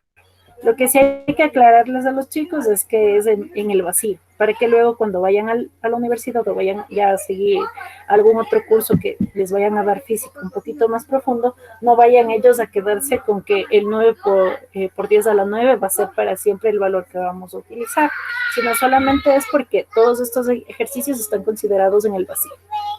Entonces, en la fórmula que tenemos, fuerza es igual a la constante por carga 1 por carga 2 sobre la distancia al cuadrado. Vamos nosotros a reemplazar los datos o podemos despejarle la R, dependiendo cuál sea el proceso que ustedes consideren más rápido o efectivo, de acuerdo a la capacidad de despeje que tenga cada persona. Entonces, pueden reemplazar los datos y se despeja la R. Y de ahí sacando el valor nos da 0,09 metros. Recordemos que todos estos datos que nos dan a nosotros es para trabajar en sistema internacional. Entonces aquí como especifica que sea en centímetros, este valor se multiplica por 100 y tenemos unos 9 centímetros. No sé si es que hasta ahí tienen alguna duda.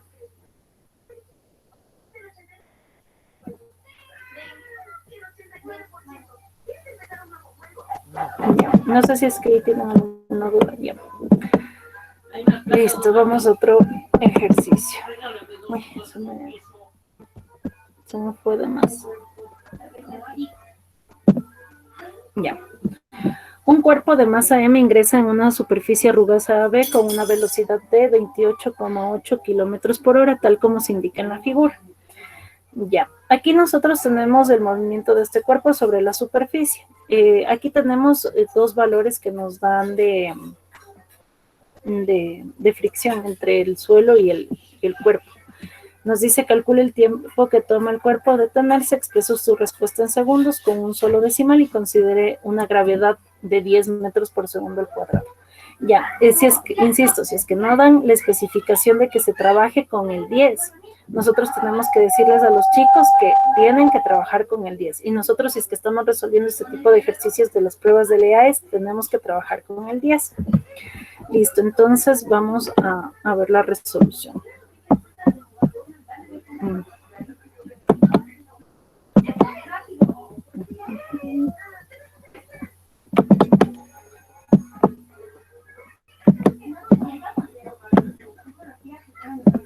Ya.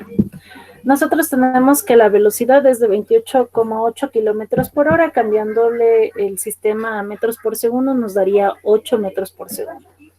El diagrama de cuerpo libre nosotros lo vamos a realizar dentro de la gráfica. Entonces esta parte sí hay que aclararles a los estudiantes más que nada porque suelen hacer unos diagramas de cuerpo libre un poco extraños. Entonces, siempre hacia abajo de forma perpendicular va a estar el peso. Si es que es una superficie horizontal, coincide que la normal va a estar contraria al peso.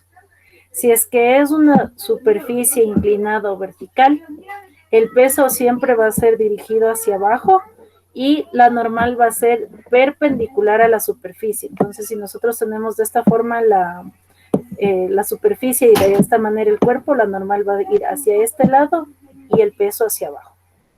Eso siempre hay que tener en cuenta para evitar cualquier conflicto. Y ya. Otro dato que tenemos es que este cuerpo se supone que está yendo desde el punto A hasta el punto B. Por ende, la fuerza que se produce va a ser en dirección a B y la fuerza de resistencia va a ser contraria.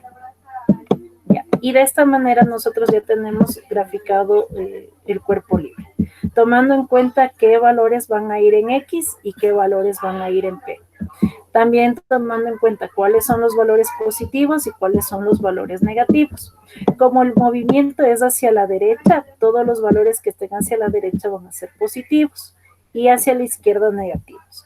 Hacia arriba positivos, hacia abajo negativos.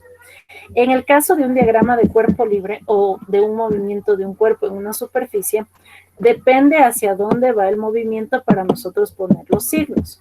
Recuerden también que hay a veces ejercicios que nos dan en este sentido. Entonces el movimiento, si se realiza para este lado, todo lo que esté a la izquierda va a ser positivo y lo que esté a la derecha va a ser negativo. Ya, no sé si es que tienen alguna duda referente a esto del diagrama.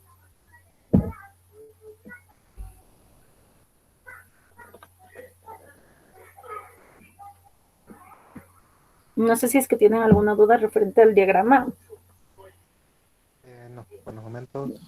Bueno, sí, lo que comentaste de los errores comunes de los estudiantes, sí, la verdad es que es bastante común.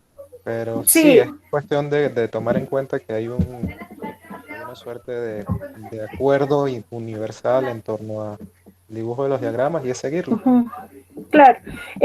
Verán, yo les digo qué errores cometen los chicos, porque como nosotros estamos dirigidos a lo del estudiante, puede ser que, digamos, yo les doy este mes la capacitación de física, pero el siguiente mes, quién sabe a quién de nosotros nos toque. Entonces, es un poquito para que eso también consideren al momento de darles las clases a los chicos.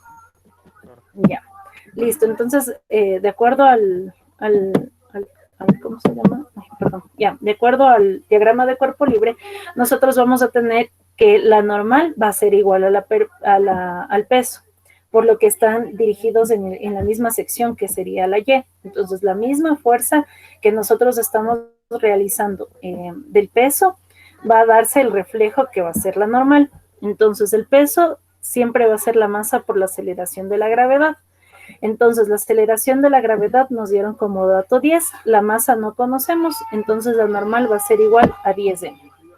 La fuerza de rozamiento, nosotros vamos a tener que va a ser igual a la fuerza aplicada. Entonces, la fuerza aplicada, como tampoco tenemos el valor, vamos nosotros a reemplazar con la fórmula. Toda la fuerza en la segunda ley de Newton, es decir, cuando un cuerpo está en movimiento, va a ser igual a la masa por la aceleración. Entonces, nosotros conocemos de esto que la masa no tenemos el valor. La aceleración tampoco tenemos el valor, pero nosotros conocemos la fuerza de rozamiento. ¿A qué es igual la fuerza de rozamiento? Al coeficiente de rozamiento por la normal. Entonces, nosotros sabemos que la normal es 10m y también que tenemos la constante de rozamiento del cuerpo que es 0,3. Entonces, eso tomamos de los datos del gráfico. Reemplazamos los datos y vamos a tener que es la parte de la masa con la masa se simplifica. Y vamos a tener 0,3 por 10, que nos da 3. Y recordemos que la unidad de la aceleración es metros por segundo al cuadrado. Una vez que tenemos esto, nosotros reemplazamos la fórmula de la aceleración. La aceleración es igual a la velocidad, a la diferencia de la velocidad sobre la diferencia del tiempo. En este caso, como nosotros ya tenemos ese dato de la velocidad, nos dio que es 8. Y en base al tiempo no conocemos, despejamos el tiempo. Reemplazamos el valor de la velocidad, que es 8, el valor de la aceleración, que es 3, y dividiendo el 8 para el 3 va a ser 2,7, aproximándole a un decimal como nos pidió el ejercicio. Listo. No sé si es que hasta ahí tienen alguna duda. No, ninguno. Ya. Listo. Aquí también nos dan un poco, esto también es de razonamiento. Al equipo de jardineros encargado de cuidar una cancha de fútbol se le pide abonar el césped, para lo cual pueden escoger entre los siguientes insumos. La condición exigida es que el material utilizado debe ser de mayor resistividad eléctrica. De esta manera se minimizan accidentes por rayos que puedan caer en la cancha. Con base a esta información, ¿qué insumo es la mejor opción para abonar la cancha? Entonces, si es que dice mayor resistividad eléctrica, quiere decir el que tiene, se puede decir menor conductividad. Entonces, por ejemplo, si es que yo a ustedes les estoy diciendo, entre la madera y, digamos, un alambre o un gancho de ropa que sea de metal, ¿cuál tiene mayor resistencia? ¿O cuál es el menos probable que ustedes se electrocuten?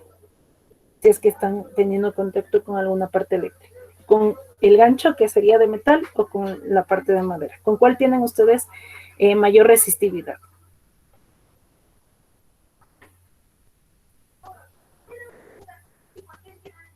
Sí, disculpa, ¿podrías repetir que se te cortó un poquito? Ya, verán. Esto un poco se asocia con los materiales, ¿no es cierto? Entonces es como si es que yo les pusiera a ustedes a escoger entre un gancho de ropa que sea de metal o un gancho, digamos, de madera, ¿ya? Si es que los dos ustedes tienen contacto con algo eléctrico, ¿con cuál creen ustedes que tengan mayor resistividad? Es decir, que no les coja tan fuerte la corriente, ¿con el gancho de metal o con el gancho de madera? Con el de madera.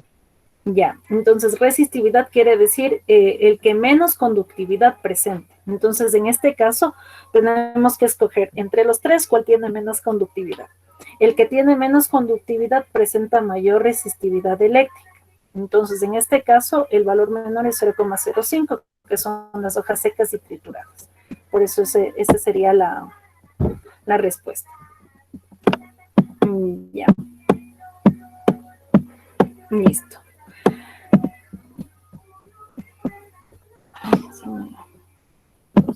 Ya. Este es el último ejercicio. Ya. En un termo de acero inoxidable de 250 gramos de masa que se encuentra a temperatura ambiente de 20 grados centígrados, se introducen 450 gramos de agua a una temperatura de 90 grados centígrados.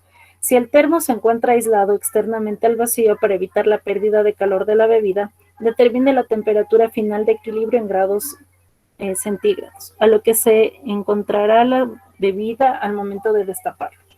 Considere que los valores específicos del acero inoxidable y del agua son 0,2 calorías sobre gramos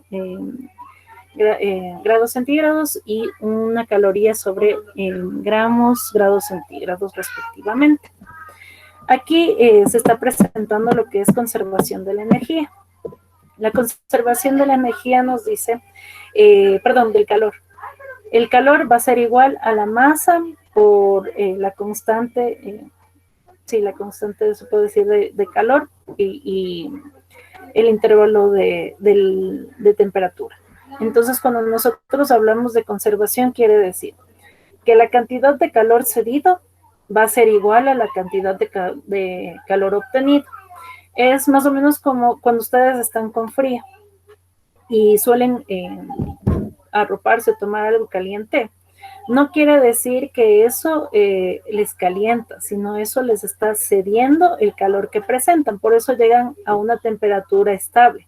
Si es que ustedes enfrían, por ejemplo, el café, está hirviendo y ponen un poco de agua fría, estas dos temperaturas van a llegar a un equilibrio perfecto. Entonces, la cantidad del calor que se va a ceder va a ser igual a la cantidad que se obtenga. Entonces, el calor, como les dije, va a ser igual a la masa por el calor que se perdón, por la constante del calor y por la diferencia del tiempo, de la temperatura. Entonces vamos a tener que la masa del primer valor va a ser 450 por 1, que es la cantidad de calor la constante de calor del agua, 90 menos T. Y esto va a ser igual a 250 por la otra constante que es 0,2, T menos 20. El primer valor va a ser la temperatura inicial, que es 90, menos la temperatura final. Y en el segundo caso va a ser la temperatura final menos la temperatura inicial. Ya. En ese sentido se toman las temperaturas. Se resuelve esto aplicando propiedad distributiva de la multiplicación y luego, ¿cómo se llama? Despejamos la temperatura. Al momento de despejar y de resolver, nos va a quedar que la temperatura ha sido de 83 grados. Listo, no sé si es que ahí tienen alguna duda, alguna inquietud. No, no. Aquí se ha puesto un enter de gana. Ya. Listo, eso sería todo, compañeros. No sé si es que tienen alguna duda, alguna otra inquietud. Eso es referente a los temas principales que... Claro, eso les decía, son los temas principales que suelen